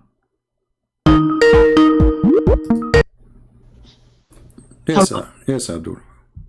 Can you hear me? Yeah, so what we will do with Adam and the creation. So Psalm did 116. Allah create Adam by saying B, or it took him time? Go to Psalm 116. Go to where? Psalm 116. What does have to do with the? Are you jumping now? You don't want to answer? You want to jump it? No, it's go to Psalm 116. No, I'm asking you why you are changing the topic. Why you don't want to continue? The Bible says that Jesus did not die on the cross. Okay, the Bible says Jesus did not die on the cross. Yes. Okay, are you sure?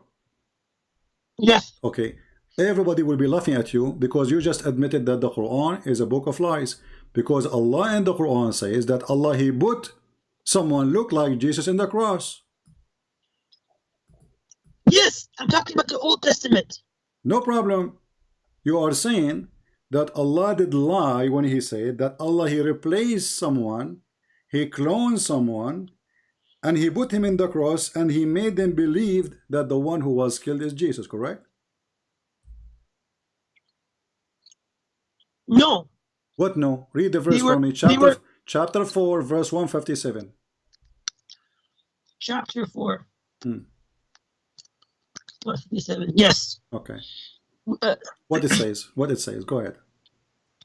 So it's talking about the Jews who said that we killed the Messiah, the Jesus, son of Mary. Okay.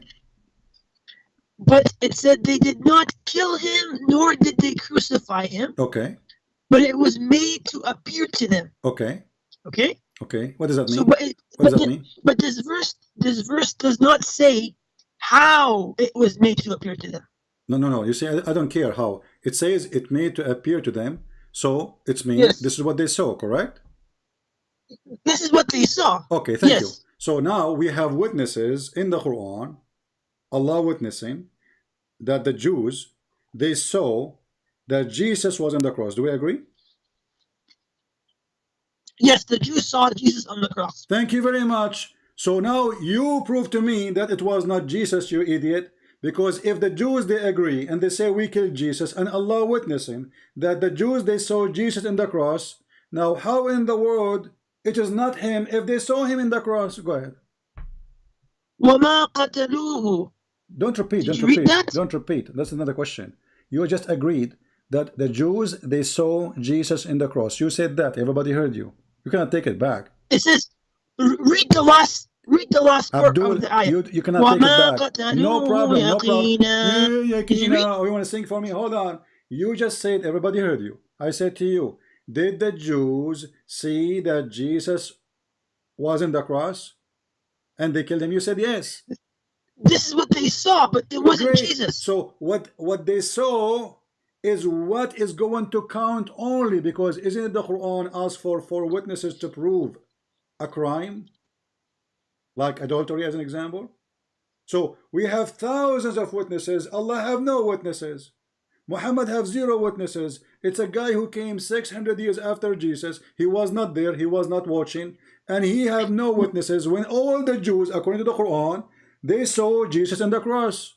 So who is the stupid here? Isn't it you who said that if the ijma, if they agree, the majority they agree, correct? So the majority, yes. And not only the majority, actually, all of them, all the Jews, they say we killed the Messiah. Not a single Jew, he don't say we don't kill the Messiah. So not only the majority, all the Jews, they saw the Messiah in the cross. So what is the proof that was not the Messiah when all the Jews, they saw the Messiah. I'm listening. Go ahead. Okay. So in the Bible, if you read it, there are two people who are named Jesus. Okay. The first one is Jesus, the Messiah. Mm. And the second one is the person next to him. Okay. Yes. Okay. And so they confused him like this. But look what happened, my friend. You see, when I say Muslims have low IQ, I'm not insulting. If you read the verse in front of me, the Quran says that they said we killed Isa, the son of Maryam, the prophet of Allah. The other guy, if his name is Jesus, he is not the son of Maryam, and he is not the prophet of Allah. Who's the donkey here? You tell me. They look like each other. Are you insulting? So who cares? Let's say they look like each other. He is, guys. There's two guys. They look in the cross. They look the same time. They look the same. Where do you get this story from? There's two guys. Okay, hold on. Abdul, listen. So when you say to me there's a person, his name is Jesus, he was there, and the real Jesus was there too. This is the story. Here is different. Yes. Here there's only one Jesus in the cross. Wake up. So there's only one Jesus, and he is the son of Mary. Is the other guy is the son of Mary, and he is the prophet of Allah. Is the other guy is the prophet of Allah? No. So he is the son of Mary, and he is Rasulullah, and Allah made them see him in the cross, and you agreed. So your argument is a very funny, and it's an insult to your religion. Thank you very much. No. You didn't understand one thing, CB. Okay, explain. Go ahead. Okay, so this is saying that they saw it happen. Okay. Okay, they saw it happen. Okay. But it didn't happen. Okay. So let me ask you. Hold on. Okay. So do you know in America there are so many people who claim that they saw aliens? Okay. Okay, but they didn't see aliens. No, I see alien every day. Go to the Middle East, all of them they are aliens, including my cousins. My friend, don't be stupid. No. Listen. Don't go there. This is a stupid answer. You just admitted that they saw Christ. They did not see someone look like him. They saw Christ on the cross. So the one who was there is not something maybe look like. He is. He looked exactly like Christ. That's wonderful. So, and who is the one who made them see that? Can you give me the answer? So there are two opinions. Oh, there's two opinions. Guys, there's two opinions. The Muslims are not sure about anything. Always there's two opinions. Give me the two opinions. Go ahead. Okay, so the first opinion is that Allah blinded them, or he gave them strong illusion, right? And this is the opinion of who? Of scholars. Who? I think this is from Ibn Kathir. This is what? Ibn Kathir. Ibn Kathir. So now if we go to Ibn Kathir, you accept that, correct? On this issue, I think, yeah. Okay, but I don't know. You are saying things which is very funny for me. Let us go to Ibn Kathir and read what Ibn Kathir is saying. Give me a second. We will open it. All right. And here Ibn Kathir. Go ahead and read for us what Ibn Kathir is saying.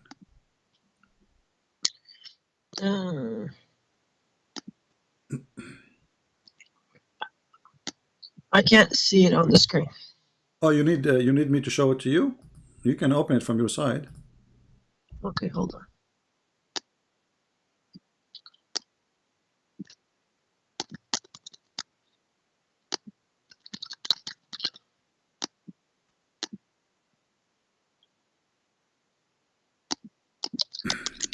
Okay. Okay. So it says,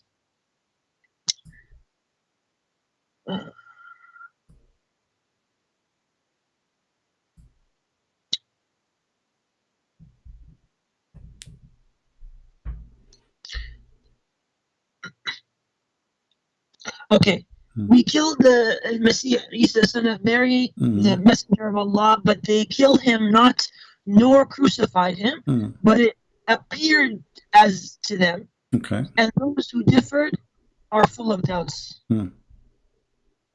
Yes, this is it. So how it appeared to them, and they are full of doubt, this is stupid. If it's appeared to them, that means they are not full of doubt because they saw it. If I was there and I saw, if I was in a place and I saw somebody killing a person, and the person he died in front of me, how that will be doubt for me? I mean, how it's for sure then. So they are sure, and the Quran is wrong because they are saying we killed him. They did not say maybe we killed him. This is showing you how stupid the one who made the Quran, because they did not say, and the verse is so clear, he did not say maybe we killed him, we think we killed him. It doesn't say that. It says we killed the Messiah. This is what they say. They don't say maybe. Correct? Okay. Okay. So when what are you saying? When they say we killed the Messiah, that means they are not, as you said, maybe they are sure, maybe they are not. They are very sure because they are saying we killed him. Do you see the word maybe there? But did you read the last part of the verse? My friend, I'm reading what you said to me a second ago. You said to me they did not kill him for sure. That is a stupid statement. Yes. Because, okay, hold on. How they did not, what it mean to say they did not kill him for sure if the first line saying we killed the Messiah, and if Allah he said, and listen, and if Allah he said they did not kill him, so what does that mean? They did not kill him for sure. That means Allah himself is not sure. What are you saying, CP? My friend, listen carefully. I know that you are Abdul, you are slow. So listen carefully. As long they said we killed the Messiah, they are not saying maybe. Correct? Do we agree in that part? Yeah, they're not saying maybe. Yes, they don't say maybe, right? They say we killed him. Yeah. Okay, that means they are sure, according to their opinion, or they believe. Correct? Yes. Okay, so yes. in their belief, they are sure that they killed the Messiah. So when your God, he says, you know, they are not sure, he just contradicts himself. Not them. The people who came after them. Hold on. What do you mean the people who came after them? Where it says the people who came after them? Where it says the people who came after them? Where is the word after? Indeed, those who differ about him are in doubt about it. Okay, where is the word after? But who are the ones in doubt? Nobody. The Christian believe he was crucified, and the Jews, they say we killed him. Muhammad is mental. Because every single Abdul, listen, Abdul. Other people don't care about the story because they are not Christians. So the only one who care about it is the Jews and the Christians. This is what the story is focusing in. There's Jews, there's the Christians. So the Jews, they say we killed the Messiah. Now who is the one is not sure? The Christian. Every single Christian believe in the crucifixion. And as you see, and you are the one who confirmed to me that the Jews are sure in their belief that they killed the Messiah. So the Quran here inserting a stupid thing, full of doubt. Who are those who they are full of doubt? Nobody knows, because there's nobody. Christianity, all of it is based. Okay, but why do you talk about the Quran and not the Bible? My friend, because if I read for you from the Bible, I will show you that you are a fool. But it's better for me to show you that you are a fool from your book, because you cannot deny it. So if I spend my time for 10 hours explaining to you the Bible, you will say I don't believe it anyway. Here, we got you busted without doing any of that work. So look how stupid this verse explains clearly that we Christians, hold on, we Christians are decent and we told the truth. So when the Bible says that the Jews, they put Jesus in the cross, don't tell me ZB, just wait. When the Christian in their Bible, they say that Jesus was on the cross, the Quran saying this is what really they saw, correct? DB, I'm asking you, when the Christians, you are copying from the internet, is stupid, you don't know what you are talking about. Answer. When the Christians, they say in their book that we saw Jesus in the cross, are they lying or this is what they saw? No, they saw it. It was made to appear to them. Thank you. So they are not lying. That's mean the Bible is telling the truth. No. Okay, hold on. I'll tell you why. How no? You just said you are the one who just said they saw that. You are the one who said. Okay, the Bible was not written by eyewitnesses. Who said that? Who said that? So it was not. Okay, who said that? Who said Bort that? Ehrman. Bort Ehrman. But no, even that one, he says like they are after 45, 50 years, those are eyewitnesses because they live after Jesus. No. Jesus, he died in a very long, very no early. one, Jesus, no he died in a very early age. Secondly, you know, you are changing topic now to escape it. The Quran confirmed the story. Let us say the story for the sake of argument is a lie, but your Quran confirmed that lie. The Quran says, and you agreed, that they saw Jesus in the cross. And I asked you, when the Bible says, the Christian Bible says they saw Jesus in the cross, are they lying or this is what they saw? You said this is what they saw. So it's written after 10 years or 50 years, still this is what they saw. So you are trying to escape like a scorpion going inside my shoe, and I will smash you anyway when I wear it. It's trying to escape the fact that the Quran confirmed the crucifixion story and Muhammad have no witnesses. So if you are saying that those who came after Jesus, they wrote the Bible and they were not eyewitnesses, that will go back to you because your prophet, he came 600 years after Jesus. So how he can be considered? That is a very stupid argument. In the top of that, your prophet have no witnesses of anything happened to him. Muhammad, he went to the top of the seventh sky. There's any witnesses? No. Muhammad, he did this and that. If there's any witnesses? No. Muhammad, he saw Jibreel. If there's any witnesses? No. Muhammad, he been squeezed in the cave. No. Listen. Hold on. You listen. When Muhammad been squeezed, if there's any witnesses? No. So now I'm asking you, the Quran confirmed that all the Jews and the Christians who were there, they saw it and you agreed. How you can prove that what they saw, it was not accurate? Go ahead.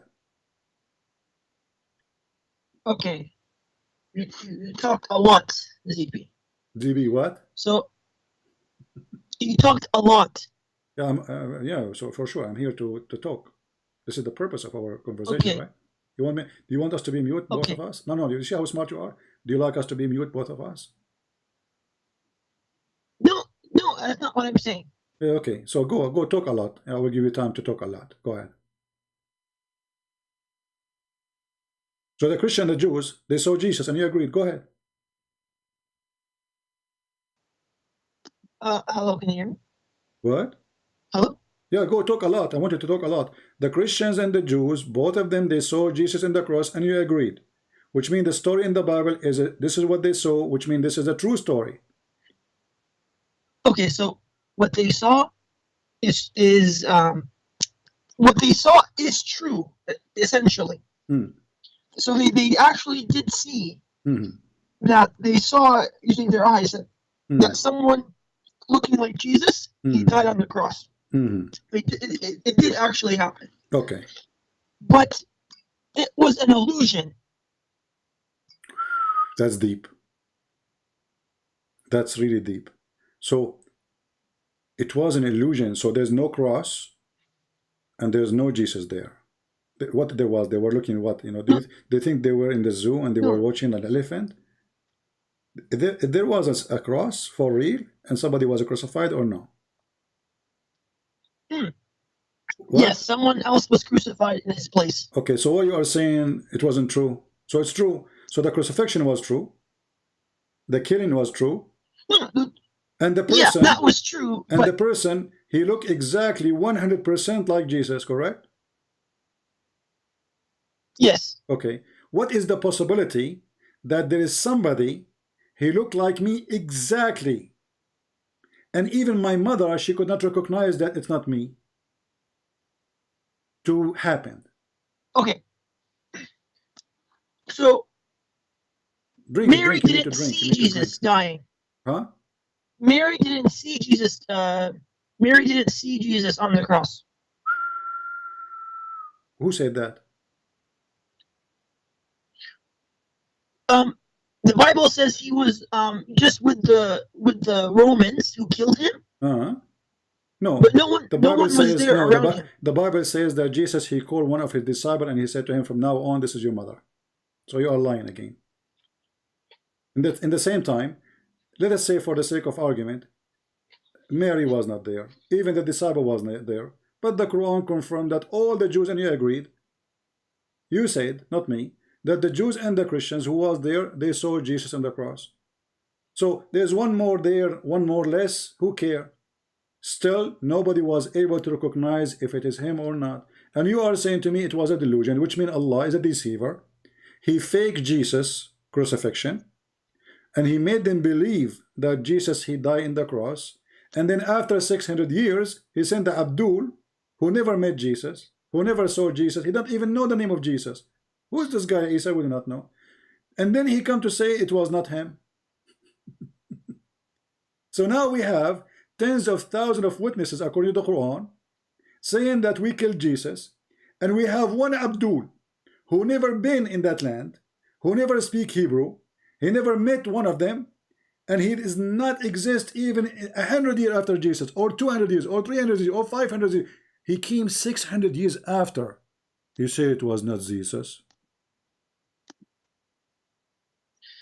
Okay. Are you okay? Why are you stuck? Why are you stuck on this topic? It's you who called me to talk about it. No, Yeah. I was. You called me, you said, let us read was- the Bible. Jesus did not crucify. You forgot. Ah, you are Abdul. You have a short memory. Isn't it you who called me and you said to me, read for me this verse, Jesus wasn't crucified? But you didn't read it. Go on the song. We just got you busted. I do not need to go and read it. I just get you busted here from the Quran, which is one more powerful for you.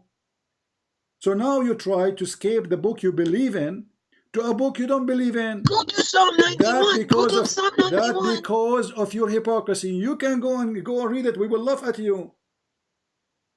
Okay. It says that God will save him. Okay. God will save him. Okay. From what? Yes. From what? Yeah, from death. So he did not die? No. Okay. Read the verse. You are reading what chapter you say?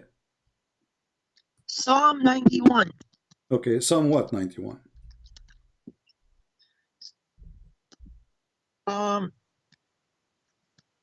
Okay. Go to 14. Okay, go ahead. Read for us and let us, and remember, you are the one who asked me to go there. So now we get you first busted from the Quran, and the Quran witnessed that the Jews, they saw the Messiah was crucified. So now we go to Psalm 91. Tell me what you see there. Okay. Because he loves me, says the Lord, I will rescue him. Okay. And? I will protect him. Protect him. Okay, hold on. You're reading what verse now? 14. 14. Can you read the word by word for me, please? Yes. Okay. Because he loves me, okay, says the Lord, okay, I will rescue him. okay, I will protect him, okay, for he acknowledges my name. okay. First of all, Okay. is that okay? There is anything there it says about the Messiah? Yes. Well, okay, read for me. I'm just learning from you. Go ahead. Jesus said in the Bible that the Psalms were written about him. Listen. I'm asking you now. I'm having a conversation with you. If there's anything there that says this is about the Messiah? Yes. Okay, where? The Messiah said that the Psalms were written about Jesus. Okay, I'm asking you now. Again, you see the Messiah, he said that in the Bible. Do you believe in the Bible, which is the Messiah saying, or you don't believe? No, I'm saying the contradiction in your book. Okay, so you are saying now this is a contradiction. Yes. Okay, let us see now how everybody will laugh at you. Don't the Christian believe that the Messiah was resurrected? No. The Christian don't believe that Jesus was resurrected from the grave? They believe he died, that's it. Yeah, but he's resurrected. That is, he delivered him from death. So Jesus was resurrected. He went to the grave. He came back victorious over death. So he overcome death by death. So when it says he deliver him from where? So what did he do? He just did like a jumping rabbit up and down to death. Okay, you are trying to insult. Now let us laugh at you again. So let us go with you. Let us go with you. Everybody will laugh. So what Isa he did in Islam then? He was jumping like a rabbit. According to your religion, Jesus was a coward. He ran away. Allah took him to the sky, and he did not even dare to say to the Jews, it's not him. He ran away with Allah. Allah, he came with his limousine. Beep, beep, beep. Hey, Isa, jump with me. Isa, he jumped. They run away. Hey, Isa, you see, I told you I will come and save you from the Jews. Did anyone see you? No, nobody saw me. The plan was working perfectly. We put someone look like me on the cross. Thank you, Allah, for sending this guy. By the way, where you get him from? Oh, I got him from eBay. I found a clone of you in eBay. I ordered him. I shipped him, and I told him to put him at night on the cross. And nobody noticed that this is not Jesus, because he is a clone. He looked like he's made in China. He looked exactly like Isa, man. The Chinese, they clone everything. So you are telling me, you're trying to prove to me that Jesus was not crucified. And look how stupid you are. You just said that the Old Testament, speaking about the crucifixion of Jesus, speaking about Jesus will be delivered, speaking that he is more important than anyone, and you confirm that. In the top of that, the Quran confirmed that the Messiah, he is killed by the Jews, and this is what they saw, and this is what we care for. Because if you go to the court, the judge, he don't say, he asks you what you think. He said, did you see that? As long as you confirm that the Christian and the Jews, all of them and the Roman, they saw the Messiah in the cross, that's mean this is what happened. And Muhammad is coming with false, stupid claim.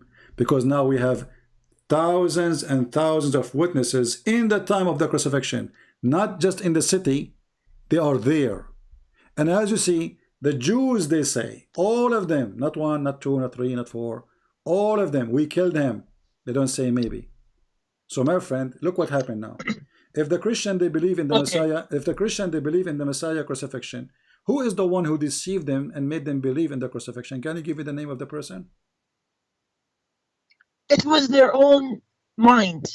Are you being stupid now? So it is you who said to me that Allah, he made it appear to them. It's you who said to me that Allah. Yes.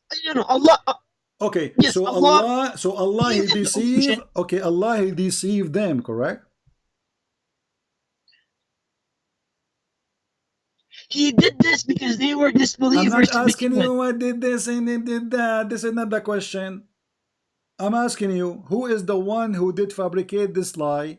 He made them think it is Jesus when it is not Jesus. Give me his name. Who the guy who died? No, I'm asking you, are you playing dumb now?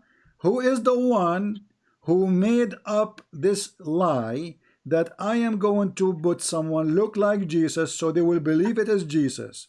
What his name? Who is the one who did that? Give me his name.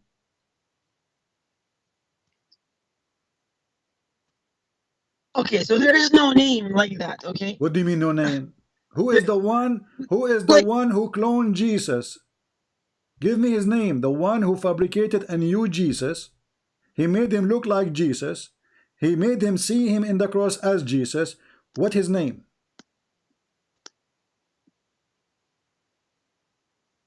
So it was a combination. You see how coward you are. You don't even dare to say Allah. You don't dare even to say Allah because it's embarrassing. You don't dare to give me that. Let me repeat the question again. You see, don't force me to hang up on you. Honestly, I am out food since yesterday. Honest to God. I'm asking you now. Who is the one who made the Christian and the Jews see Jesus in the cross, lying to them, deceiving them, making them believe it was Jesus, but it was not Jesus? Give me his name. Okay, fine. Allah. Thank you very much. Allah is Satan. Call me tomorrow, my friend. Today we are done. How? Hey, that's it. Because Allah, because the Bible says, who is the father of all lies? Satan. And according to you, Jesus on the cross was a lie. As simple as that. So who is the one who created the lie? Allah. Who is the one who planned for the lie? Allah. Who is the one who made us believe in the lie? Allah. Allah is the devil. So it took me repeating myself, God knows how long, just to make you at the end say the truth that your God is the devil. And remember, the one who lie about faith is the devil for sure, because he is deceiving about faith. So Christianity today exists because Allah the devil, according to Muslim, he made the Christian believe that Jesus was on the cross. So if Allah the devil did not create that lie, and I quote what the Muslims say, for us we believe in the cross. If Allah did not create such a lie, Christian will not believe in it. Neither the Jews. And we will not have a crucifixion. So if the cross was a lie, the one behind it is not the Christians, is the stupid Allah. And we got you busted. Feel free to call me tomorrow.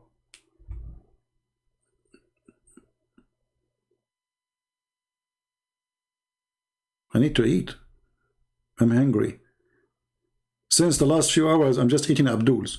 One after one, one after one. I mean, come on, they don't even taste good. They are shallow, they are stupid, and they get their prophet busted by their own mouth. Who is the one who created the lie and made the Christian believe in the lie? He said, Allah. Like, what the heck? First time he refused to say it, so I have to repeat the question. I said the question twice. He refused to say it, so I said the question thrice. He refused to say it, so I did the question fourth. Okay, guys, I will continue. So I refused to say it. I said the question fifth.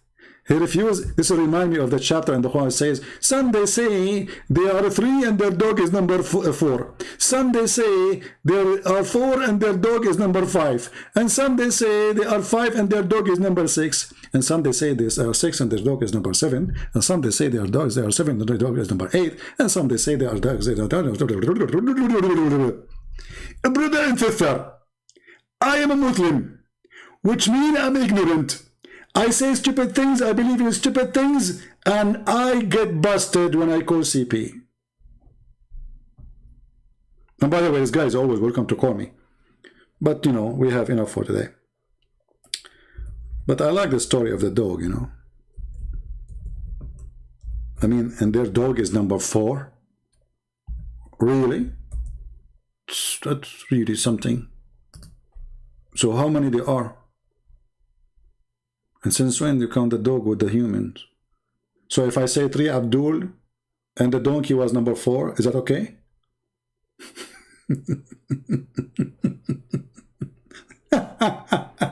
What kind of a language this? And they said to you, the Quran, brother, is very strong Arabic. Brother, it's so strong and it make a lot of sense. Oh boy. I don't want to use the word sense. Once I was doing a radio show, and by mistake, instead of saying it make a lot of sense, oh sorry, I want to say it doesn't make sense. So I said it doesn't make sex. I think the breed, brother, he put satanic verses in my tongue, brother. I mean, look at this religion. Isa is not Isa. Quran is not Quran. It's coming from Shaitan. Allah is Shaitan. Allah deceived the Christian and the Jews. Allah, he made Jesus look like Jesus, so Jesus not Jesus, but Jesus looked like Jesus, so Jesus wasn't the cross, but he's not Jesus. Because Allah, he wanted Jesus to be in the cross, but he's not Jesus, because he wouldn't see Jesus. So the Christian, they saw Jesus in the cross, and it was not Jesus, so they believe in Jesus. But in the fact that Jesus was not there, because Jesus was a clone Jesus. So now the Christian, they believe that Jesus was crucified, but Jesus not Jesus. So Jesus, the end of the story, Allah, he made Jesus look like Jesus. Have you ever heard of a genius God like this? Are you getting dizzy?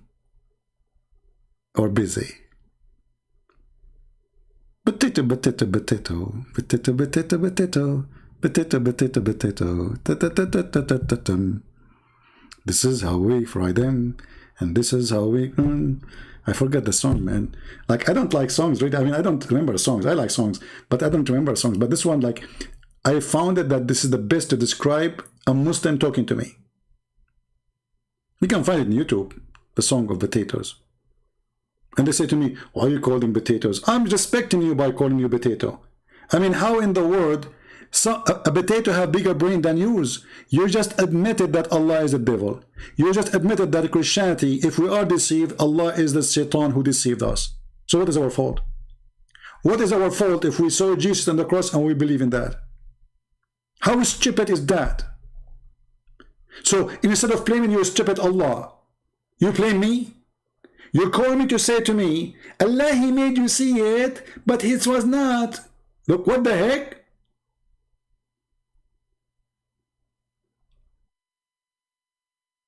With my respect to all the potatoes, I apologize for insulting you. You are smarter and tastier and very crunchy, especially when you are crunchy. I love you. You know, I'm really hungry, guys. Honestly, I don't want to go, but I did not eat for when? Yesterday, I forgot what time, maybe like 4 p.m. So now it's already, I don't know, more than 36 hours. Unbelievable. Oh boy. So, people, my love to all of you. God, He created us with a brain, and the problem, nobody want to use it. What you saw today is a great proof that Islam is a symptoms of a mental illness. And the proof that Islam is a mental illness. Because to believe in this, you have to be suffering from something. Something. I mean, why the word something is so hard for Middle Eastern? Something, man. It's not something. Some Zamzam. Now I know where the word Zamzam came from. It's coming from something.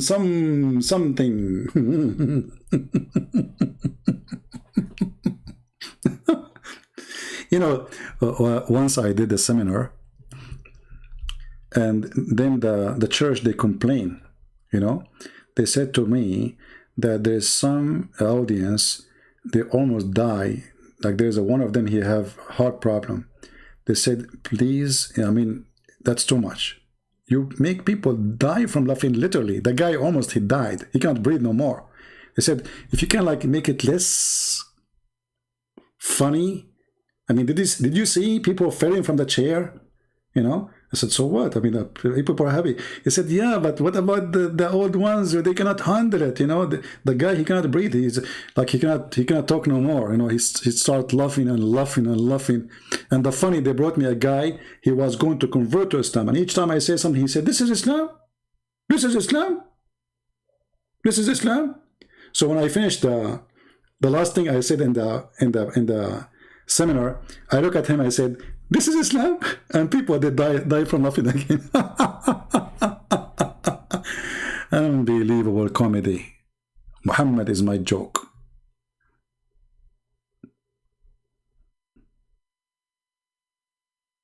Prove you wrong.